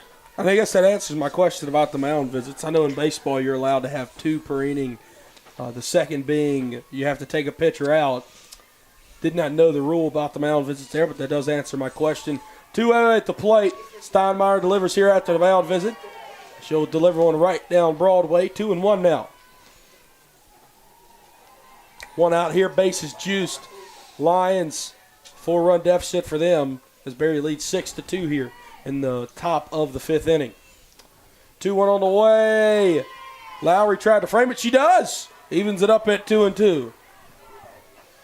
Good frame job by Lowry right there to help her pitcher out to get the 2-2 count.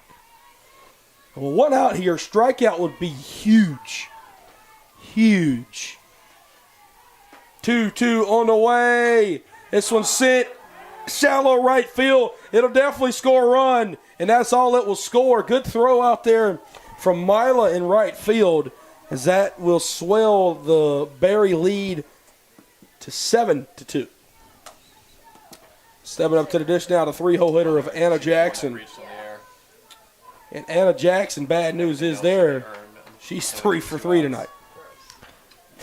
For the Vikings, that's something good because you No, that's possibly great want to news for see them, her yes. hit into the outfield to get some more runs up on the board. But if you're a Piedmont Lady Lions fan right now, you're kind of just on the edge of your seat hoping that she messes up somehow. Looks like we'll get a pitch and change here, and we'll take a break. You're listening to Piedmont University Athletics on YouTube.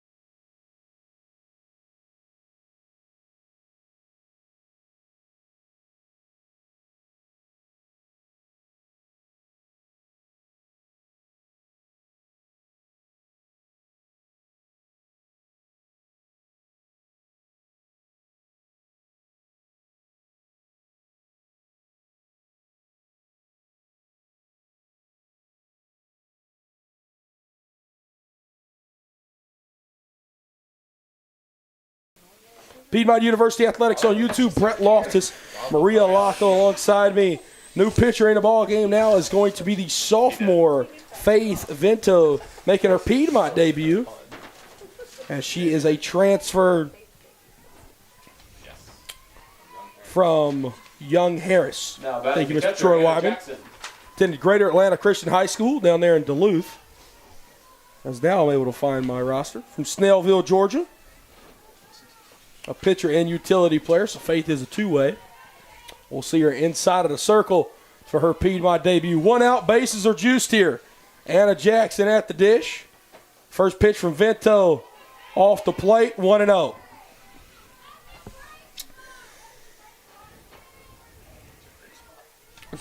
Jackson steps back in there. Vento gets the sign. 1-0 on the way. That'll be up and out of the zone, 2-0. Final line for Megan Steinmeier, or at least for now. 7 runs allowed, 6 earned, 12 hits, 4 walks, 2 strikeouts. And all 3 of the runners on base right now belong to her as well. So that could potentially swell to 9 earned runs. This one sent out down the first base line. Foul territory. Taylor going after it. I think it did stay in play, but in foul territory. So that'll move it to 2-1. Kudos for Kara Taylor to go after that ball, too, to potentially get a catch and an out for her team. That's when the ball's not in play.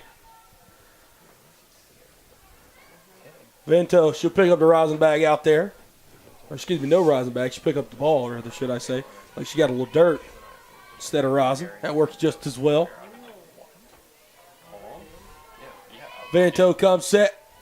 2-1 on the way. Jackson takes that one low, 3-1. The Lions are in danger of walking in yet another one here in the top half of the 5th.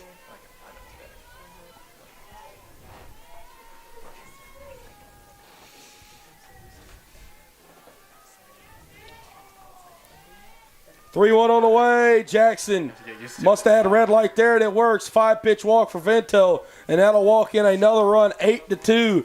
Barry leads Swales, and it'll bring up the cleanup hitter, the first baseman of Morgan Fry. Now batting the first baseman, Morgan Fry.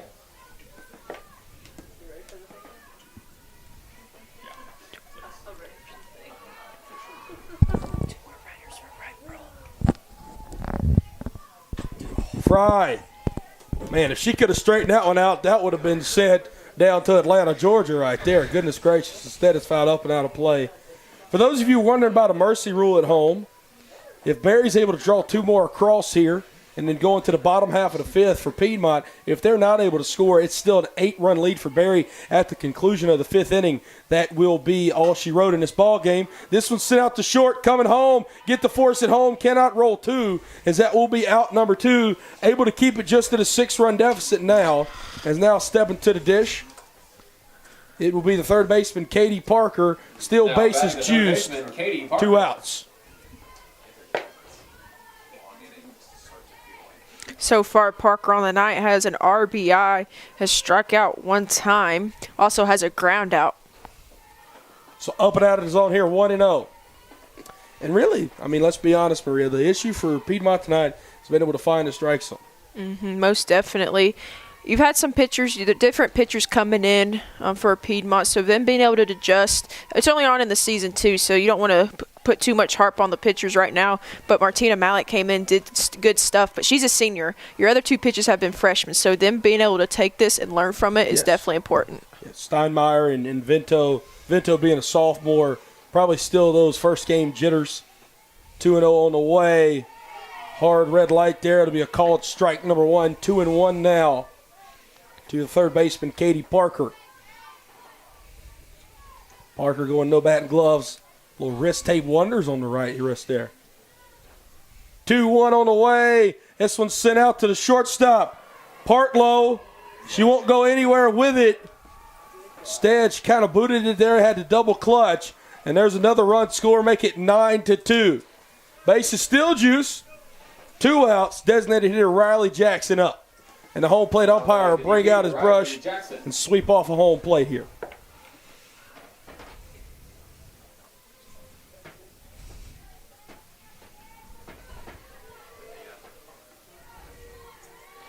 Vento comes set. Got to stop the bleeding here. 4 more across for Barry. Piedmont cannot stop the bleeding. 1-0 now as that ball is outside. So far for Piedmont, not being able to stop the bleeding, it's always when there's 2 outs, too. They're so close, but then they allow the other team to rally. So being able to close out an inning is something they've struggled with early on in this season. That one's up and out of the zone now. 2 balls, no strikes.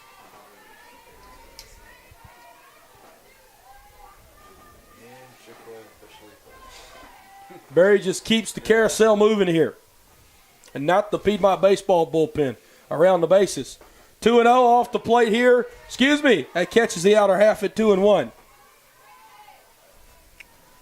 I'm glad it's in favor of Piedmont, but a very generous outer half of the plate right now. Oh, definitely generous. I mean, the lines on where the batter's box are starting to fade, but you can also see where the catchers are doing a good framing job. Chopper sitting down to third. It's booted. 1 runner's in. Fry's going to come home. Throw beats her. She's out. Drew that. 6. 1 run scored, though. 10-2 ball game. But a good play there from the Piedmont infield. Able to throw that one home. Lions trail by 8 going to the bottom half of the 5th inning. You're listening to Piedmont University Athletics on YouTube.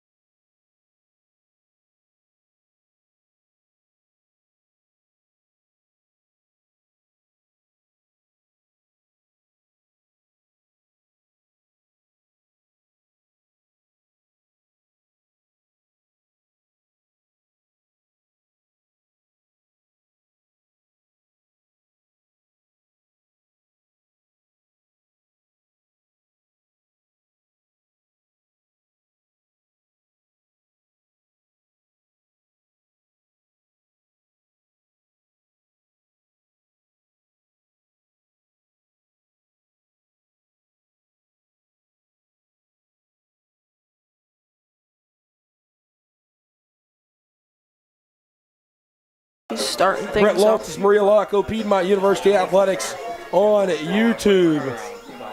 As 1, 2, and 3 are going to lead us off here for the Lions.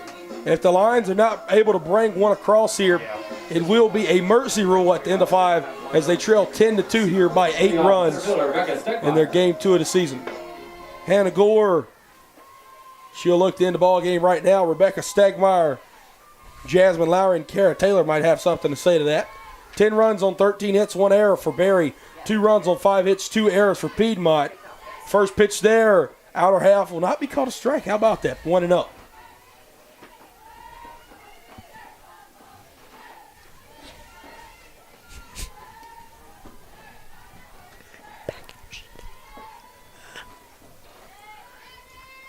One and 0 away from Gore.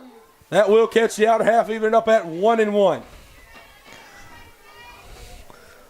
Again, if you're just tuning in with us, Barry, 4-run top of the first, 1-run top of the second, 0 zeros, and then a 5-run top of the fifth has given them a 10-2 lead. Piedmont scored a run in the bottom of the first, bottom of the fourth, and here we are in the bottom of the fifth. 1-1 on the way. That won't catch the outer half either. 2-1 now. Hopefully the Lions can put together a little bit of rally here so some extra innings can get put into play. You know, you still got a ball game going on where you have 2 innings. Deficit's only 8, so if you can score 3 runs in an inning, you can definitely come out with a W in this game. This one hit down left field line, up and out of play. 2-2 now. No other person you'd rather be than Rebecca Stegmeyer at the plate. Absolutely. 1, 2, 3 you do up here. Who knows? Softball and baseball are weird games like that. We saw Piedmont score 18 unanswered the other day on the diamond in baseball. Watch the Lions do the exact same thing tonight. 2-2 on the way. That's off the plate there. 3-2 now.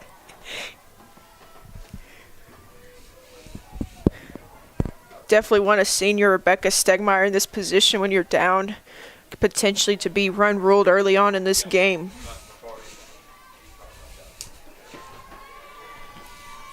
Gore comes set. 3-2 on the way, off the plate. Becca Stegmeyer walks. Now runner on first, no outs. It's going to bring up the catcher, Jasmine Lowry. Now batting the catcher, Jasmine Lowry. Head coach for Barry comes out of the dugout. She looks at the home plate umpire and says, I'm just talking to her. And that's going to be Emily Stanley. She knows the situation too. She knows that, hey, we get 3 outs before they can score a run. End of the ball game, we'll go back to the hotel, regroup for tomorrow. Same slate due up for tomorrow. Piedmont leads off at 10 a.m. They'll play George Fox. Second game will be Barry versus George Fox, and then Barry and Piedmont again. Tentatively, that game is scheduled for 3 p.m. again. The only game we know scheduled for sure will be at 10 a.m. between Piedmont and George Fox, and then after that, it's just kind of tentative based off of the endings of each game previously before.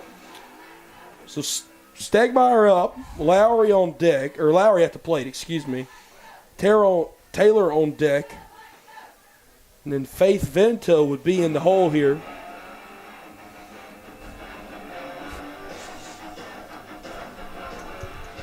I cannot get over a freshman having a little Motley Crue walk-up song.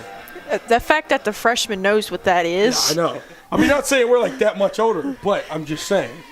It's kind of impressive.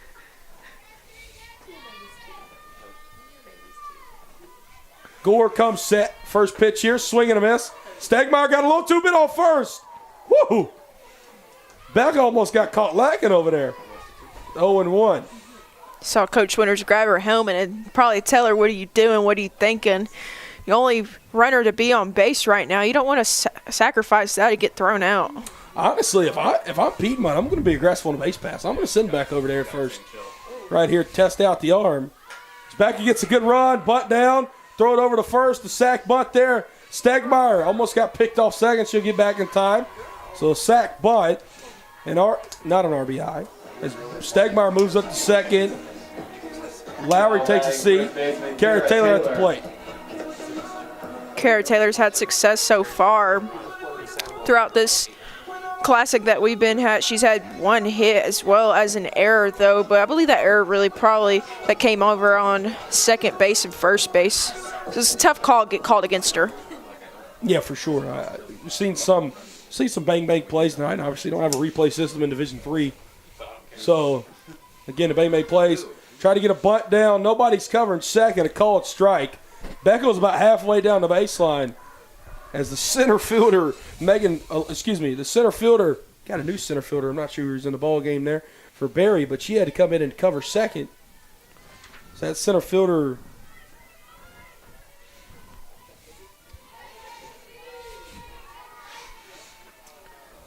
Second pitch on the way there. Called strike 2, 0-2 now to Kara Taylor.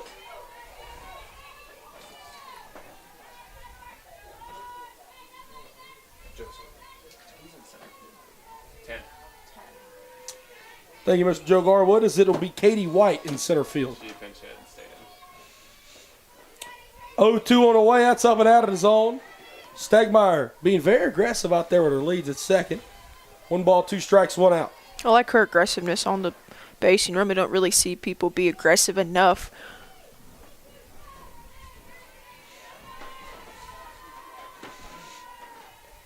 Toes back to rubber here.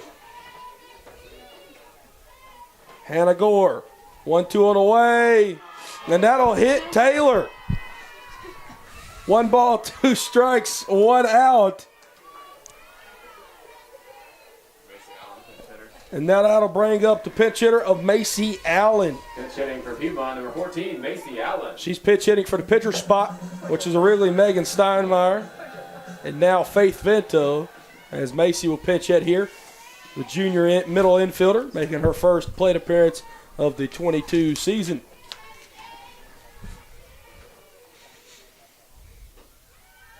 That one taken low. 1-0 count now to Allen.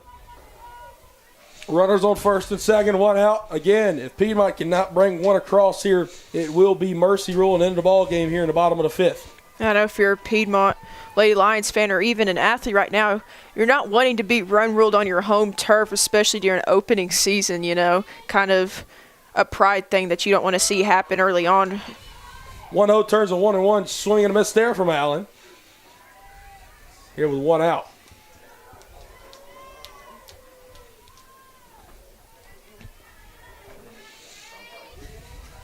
Gore toes the rubber. 1-1 on the way. Outs up and out of the zone. They'll throw back to first. Stegmeyer takes off for third.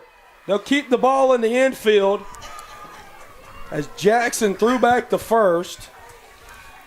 You see Rebecca Stegmeyer really happy for herself and her teammates cheering her on. That's a stolen base on her win column for the season. Hopefully they can score here to stretch out this ball game. 2 balls, 1 strike, 1 out. We'll now have, I guess it's a pinch runner.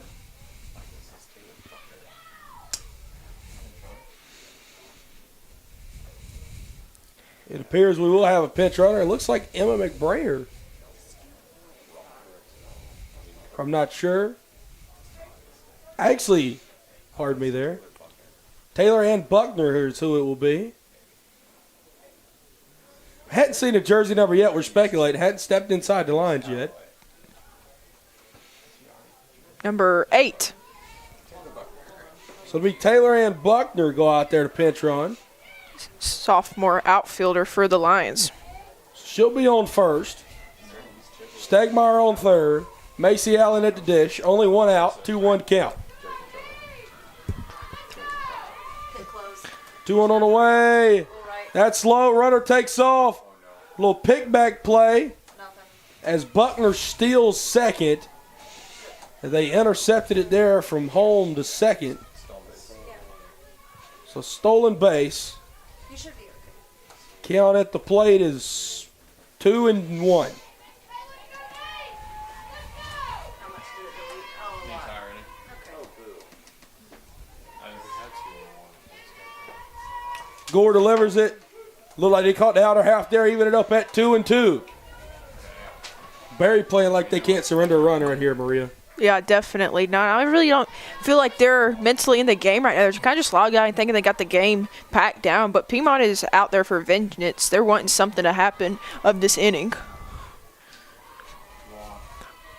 2-2 on the way. Chop down the first base line and foul. We'll do 2-2 yet again.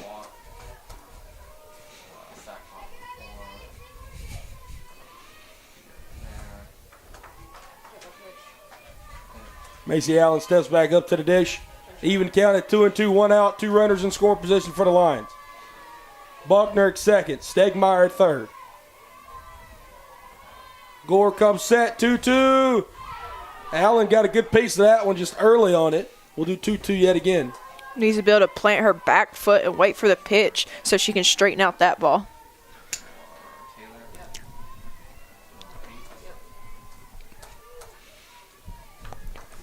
Buckner stole second. That's all he missed. Gore will grab the rousing 2-2 on the way. Up and out of the zone. He called it a 2-1. Yeah, he called it 2-1. That was only the third ball thrown according to him, but it really was the fourth. As we'll see a walk. Now Kathleen Mila, bases loaded, 1 out. Infield in for Barry.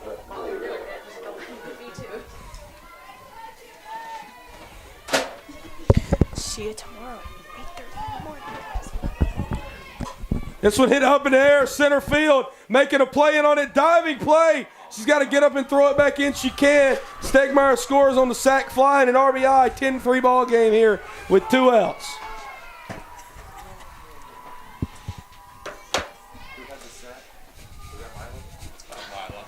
Mila's first career RBI as a Lion.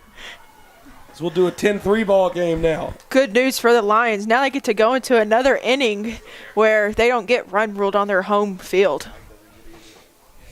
It's very good news. Yes, ma'am, it is. Very good news. Madison Henry steps up to the dish now. She was pinch ran for last time. She'll be back out here to hit.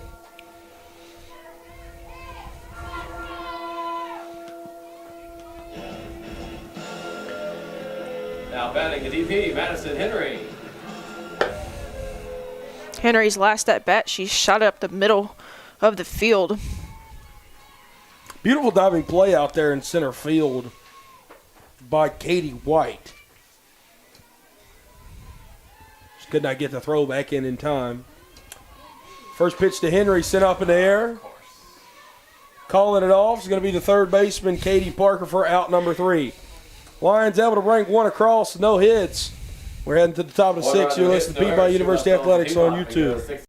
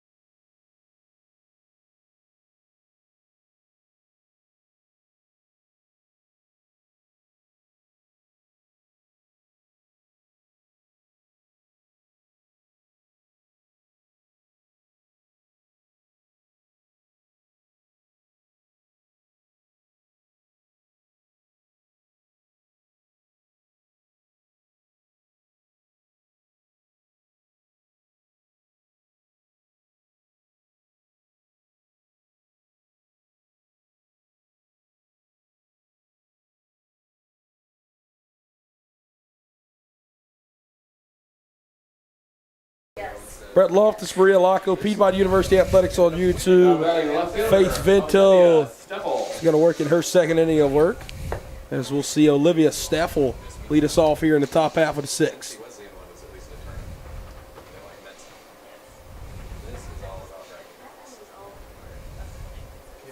We'll be right back here tomorrow, 10 a.m. as the Lions and George Fox Bruins will face off.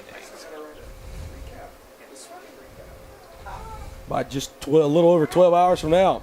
This one sent down the first base line. Taylor trying to make a play on it. It'll land on the top of the Vikings dugout.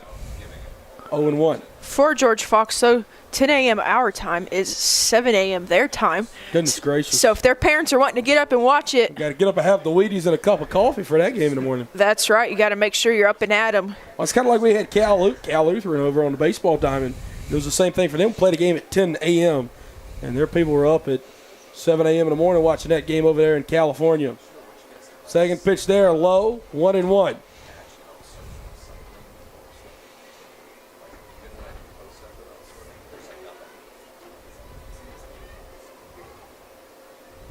Vento toes back on the rubber. 1-1 on the way. That's off the plate there, 2-1.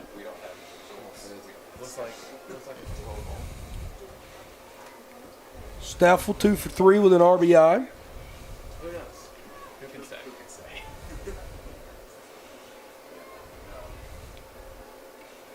2-1 on the way.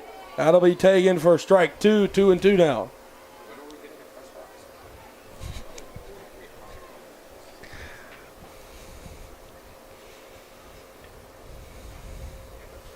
Vento checks the sign. 2-2 on the way. That's off the plate there. That'll run it full at 3-2. Maria, what have you seen out of Faith Vento thus far? So far, I've seen that Faith, she's been struggling so far overall, early on. She just got thrown into a bad situation where the bases were loaded, and that's when she got subbed into the ball game. So, nonetheless, her mentally being able to come back from, having 3 people on base and get herself out of a jam, good job for her.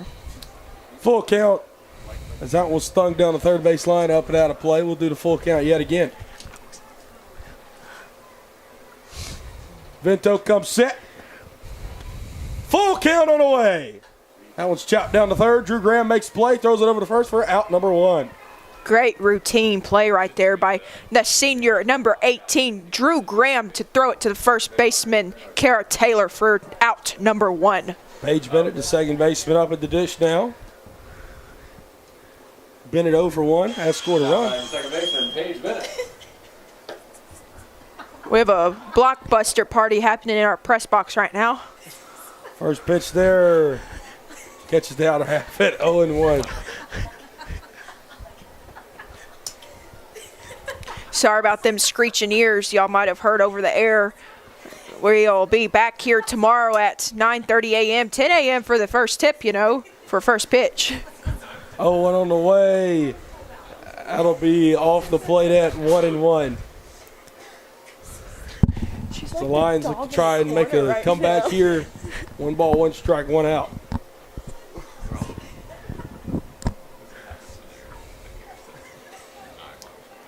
Vento's 1-1 on the way. Right down Broadway. That'll move it to 1 ball, 2 strikes.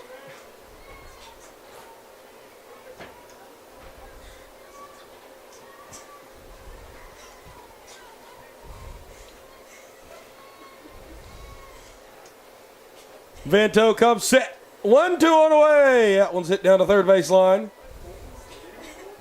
As that one was stung, but it'll go foul. We'll do the 1-2 yet again. Another 1-2 count here for the Lady Lions for Faith Vento. Hopefully she can pitch it down right here to make some ball contact with the bat so her defense can back her up to get the second out of this inning. 1-2 delivery on the way. Will not catch the top of his own. 2-2 down. Just tuning in with us. Our score is not 10-2. We're not in the bottom of the 5th. Live stats not updating here on our broadcast for some reason. We're in the top of the 6th. Lions trail by 7, 10-3 with 1 out here. That'll be off the plate. It'll be full at 3 balls, 2 strikes, and 1 out.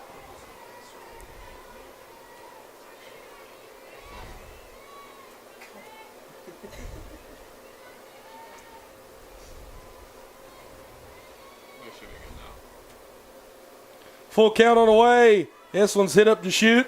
It'll be up and out of play. We'll do the full count delivery yet again. Now they got loaded up. Top of the 6th, 1 out, 10-3. I thought that was our computer because we got 2 computers going up here with live stats and neither one of them had loaded. Don't know why that was. Piedmont Wi-Fi, y'all. Yeah, Piedmont Wi-Fi. Sometimes it gets the best of us. Vento comes set. 3-2 on the way. That one was hit to the new dorm room mystic hall, which that is behind us, but nonetheless, it's hit a long way. We'll do the 3-2 yet again. 17 pitch of that. Not quite, but it feels like it. 1 out. Nobody on. 3-2 on the way from Faith Vento. This one's tattooed to center field. Stegmeyer got to just retreat back a little bit. Just a little under it there for Paige Bennett for out number 2. Now stepping up to the dish, Center fielder, Katie White. the center fielder, Katie White. That play right there showed the veteran in Becca Stegmeyer. Her first steps were back to catch that fly ball instead of frontward. Normally when you do that, you're a step behind the play, but she did a good job of going back first. Katie White. She'll take her first swing of the evening. Entered as a pinch runner. Stayed in to play center field. Or excuse me, she actually walked in a run. So this will be her first potential at bat or second plate appearance. She'll take that one low and in. It'll be 1-0 now. 2 outs. Top of the 6th inning. Here at the beautiful Walker Athletic Complex. 1-0 chop down the third. Drew makes the play. Throws it over to first for out number 3. 1, 2, 3. That's what the doctor ordered. You're listening to Piedmont University Athletics on YouTube.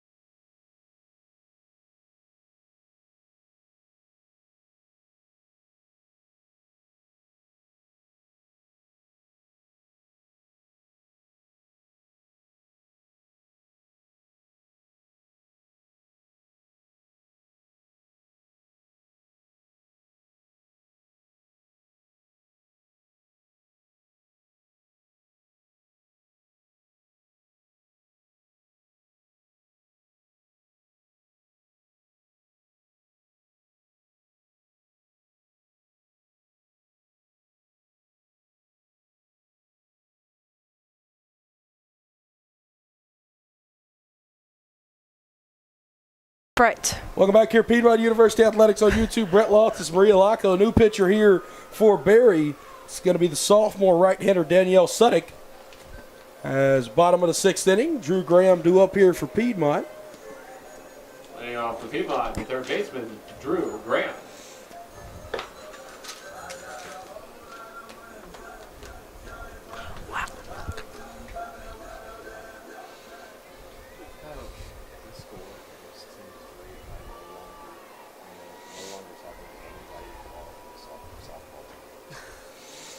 First pitch up and out of the strike zone there, 1-0 to Graham.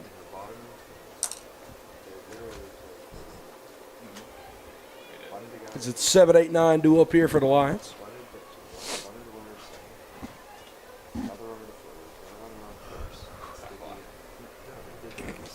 1-0 on the way.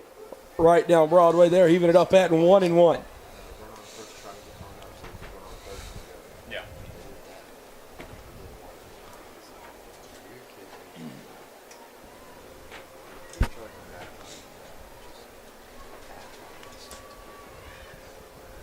One delivery here.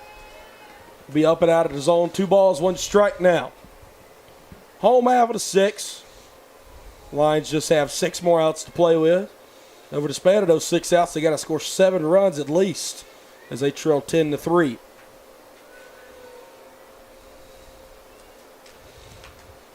Two and one on the way. This one's hit up to shoot down the first base line. Fry tries to make a play on it. It was on the near side of the first base dugout. Fry would have had to wrap around there to make the play on that one. Instead, we'll do the 2-2 yet again.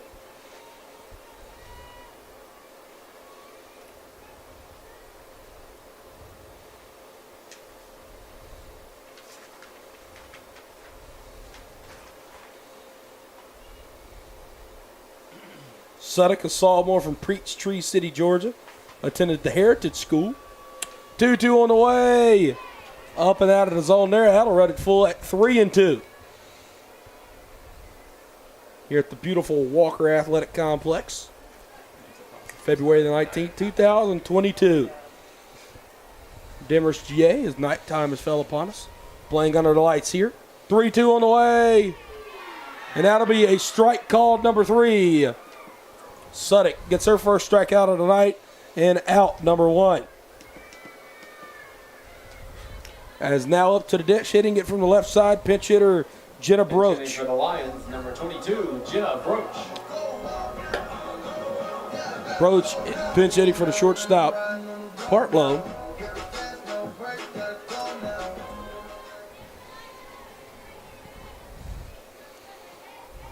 First pitch to her will be a ball, 1-0. Maria, what's our scout report on Suddick through just a few pitches here? Not hitting her spots for me, but she has speed to her. 1-0 on the way. Swing and a miss there from Broach, even it up at 1-1.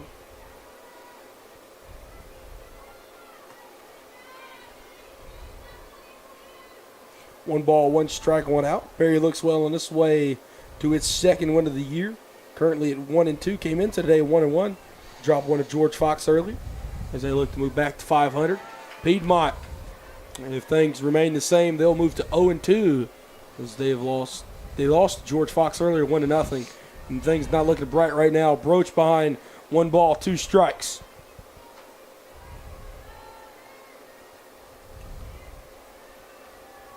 1-2 on the way.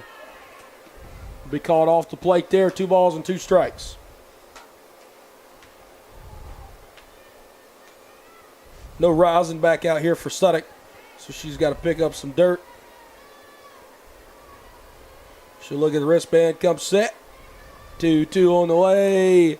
This one's hit up and over the press box, so we'll do the 2-2 yet again.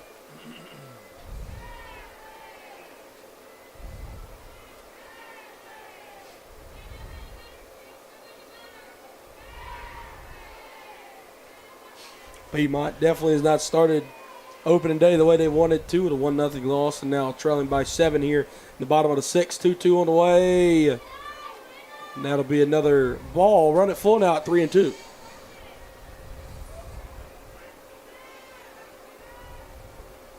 One out. 10-3 ball game. Piedmont getting out hit 13-5 here. Full count on the way. Since hit up and out of play yet again, we will do the full count delivery for a second time.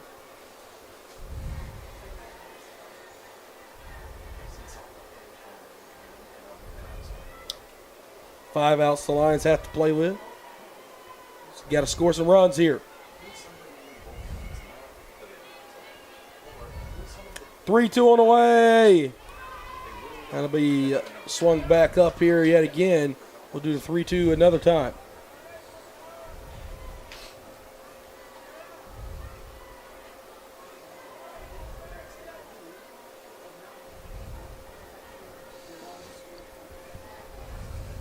Suddick toes the rubber. 3-2 on the way. This one hitting the backstop yet again. Broach having a good approach up there. So we'll do 3-2 for a third time.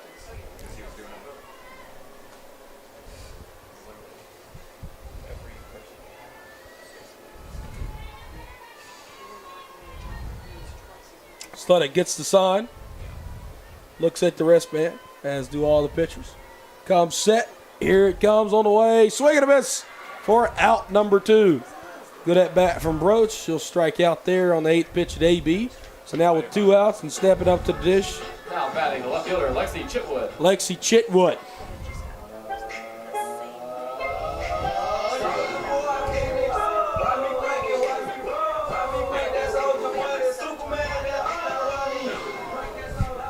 Little Soldier Boy action for Chitwood up here at the plate, making her first AB of the 2022 campaign. First pitch, swung up and out of play, 0-1.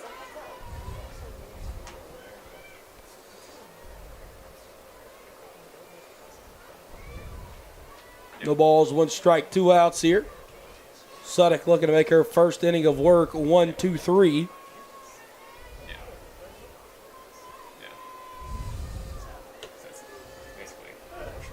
Suddick toes the rubber.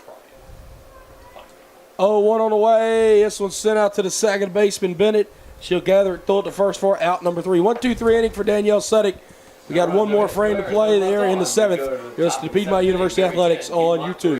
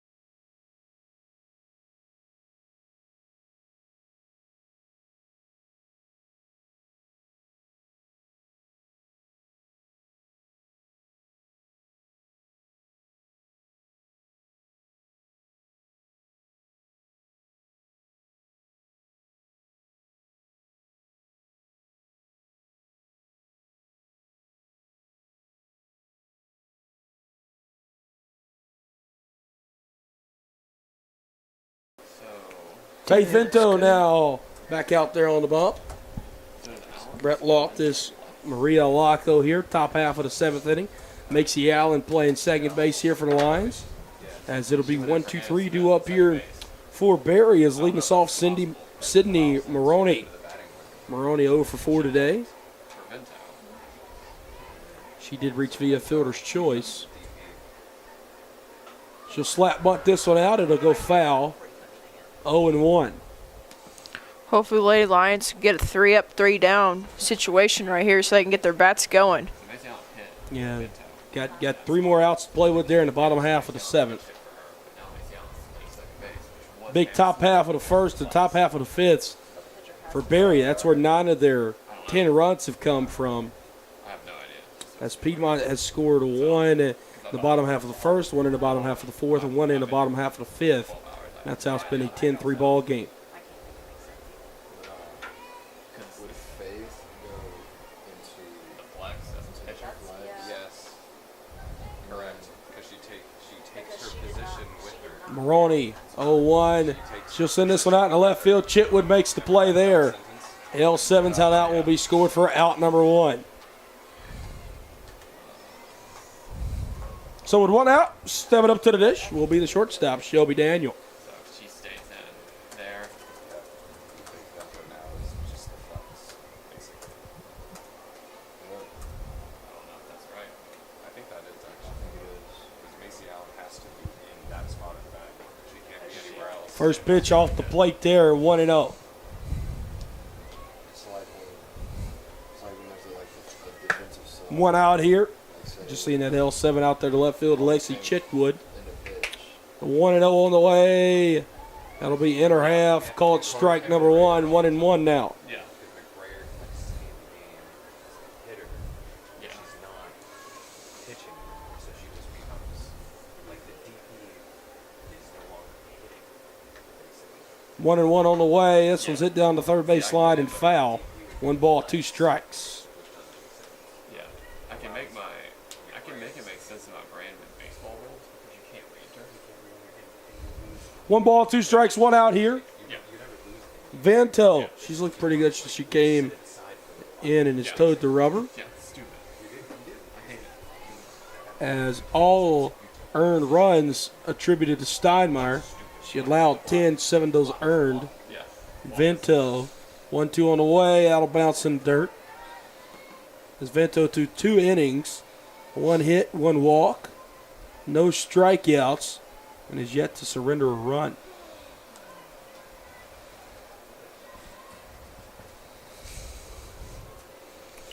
Two on the way.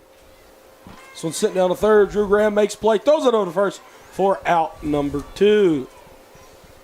Up at the dish now will be the backstop of Anna Jackson.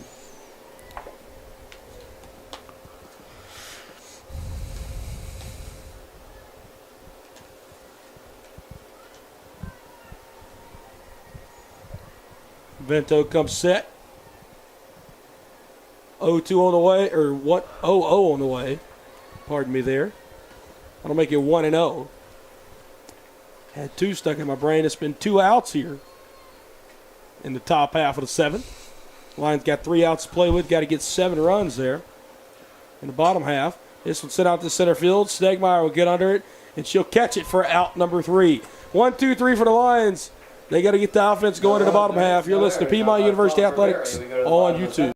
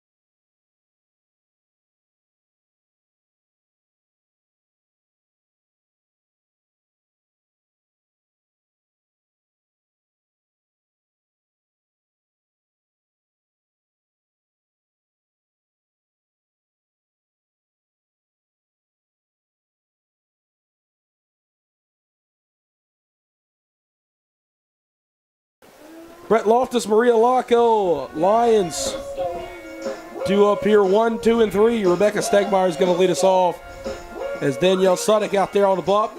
She looks to make it a 1-2-3 inning and give Barry their second win of the year, their first of the day here, as both teams are 0-1 on the day.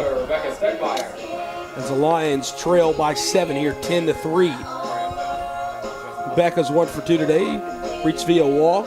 Has scored 2 of the 3 Piedmont runs as well.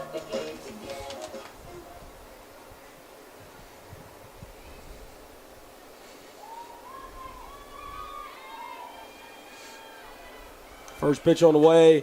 Becca sends this one right back to Suddick. Suddick has some trouble, throws it to first. And Stegmeyer called safe at first.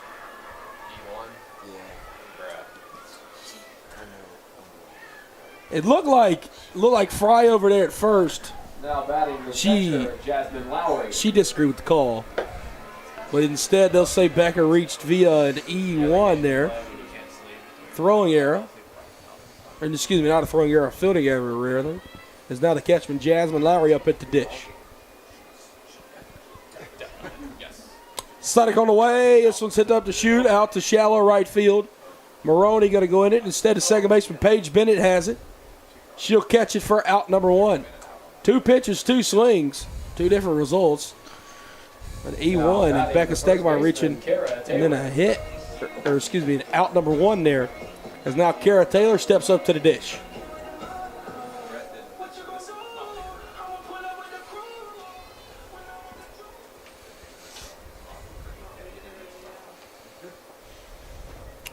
One out, runner on first. KT at the dish. First pitch there. Ball, 1-0 count now. So I want to thank all of our staff here for sticking out with us today. Caitlin House, Troy Wyman, Danielle Percival, Joe Garwood, Michael Thomason, Miss Jayla Dotson as well, and Miss Maria Laco as always. 1-0 turns to 1-1.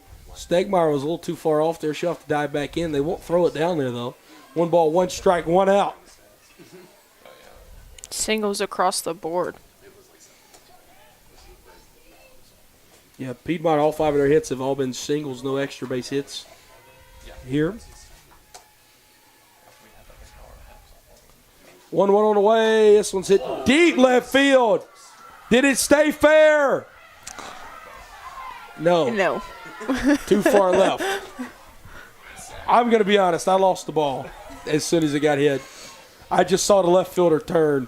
1 ball, 2 strikes, 1 out. I'm sure you guys lost on your camera view as well, as it looks as if y'all can't really see outside of infield. So we all lost it there. My bad. 1-2 on the way. This one's hit out to right field. Did not lose that one, because that's fouled up and out of play. 1-2 now. You know, I know what you're thinking, Brett. How could you lose a bright neon green softball? I don't know. I even have my glasses on, too. I don't know. I don't know. I don't know. 1 ball, 2 strikes, 1 out. Runner on first. Suddick looking to get the final 2 outs here. 1-2 on the way. This one's sit. 5-6 hole. As that'll be Piedmont's 6th hit of the day. As that'll make Lowry 2 for 4. As Kara Taylor steps up to the dish now, 2 for 3. So now we have Emma McBrayer pitch hitting. Excuse me, it'll be Emma McBrayer who will pitch hit here. Sophomore. Pinch hitting for Piedmont. Had an outstanding freshman season last year at the pitching position. Yeah, the USA South Freshman of the Year last year. And speaking of that, we haven't mentioned that all broadcast. I have totally forgotten to mention that. Piedmont announcing yesterday that they're switching conferences for the 2022-23 academic year as they will move to the Collegiate Conference of the South, as it'll be 8 schools of the USA South moving, as well as Belhaven, all joining the newly formed Collegiate Conference of the South. If you want to read more about that, you can go to PiedmontLions.com for more information. Again, 2022-23 will mark a new conference year. Piedmont Lions moving to the Collegiate Conference of the South, or just the CCS for short. 1 out here, runners on first and second. McBrayer sends this one down the first base line. Fry will just tag her. McBrayer takes a tumble there. It's on a cold night. I know that tag had to hurt. It's 2 outs. Runners on second and third. Emma gathers to her feet. She'll walk down the foul line there. She's trying to walk off. Whatever hurt. And again, it being a cold night here, a tag like that is definitely going to hurt after you take a tumble as well. Stepping up to the dish now. Now batting number 13, Kathleen Mila. Kathleen Mila steps up to the dish.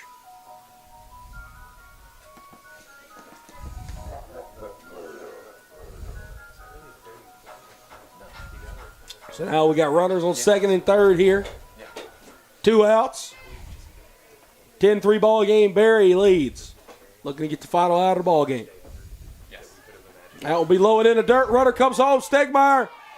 And a good save there for Suddick not to allow it to go past her. As that'll make it a 10-4 ball game. How about that, Maria? Rebecca Stegmeyer scored 3 out of the 4 Piedmont runs this evening. Right? Doing what seniors do best, stepping up in big plays. Not only has she's done it offensively, but defensively catching outstanding balls that were popped out to her. So she's definitely had, I'd say, one of the best nights of her career. Absolutely. Had a very good night this evening. 1-0 on the way. Be the call, strike number 1 there, 1-1. It'll be to no avail, though, as the Lions look to be on their way to losing their second game of the day. Still winless in the 2022 season. They'll get a chance to come back right at it at 10 a.m. in the morning and change that. 1-1 turns to 1-2 there on the outer half. Lions are down to their final strike. 1 ball, 2 strikes, 2 outs. As Kara Taylor stands on third. 10-4 ball game. As Rebecca Stegmeyer able to score after that wild pitch. 1-2 away from Suddick. Swing and a miss there, and that'll end it. Brett Loftus, Maria Laco. Want to thank everybody for listening to us this afternoon, this evening. 4, Barry 10, Piedmont 4. We hope you all have a good evening. We'll see you in the morning. 10 a.m.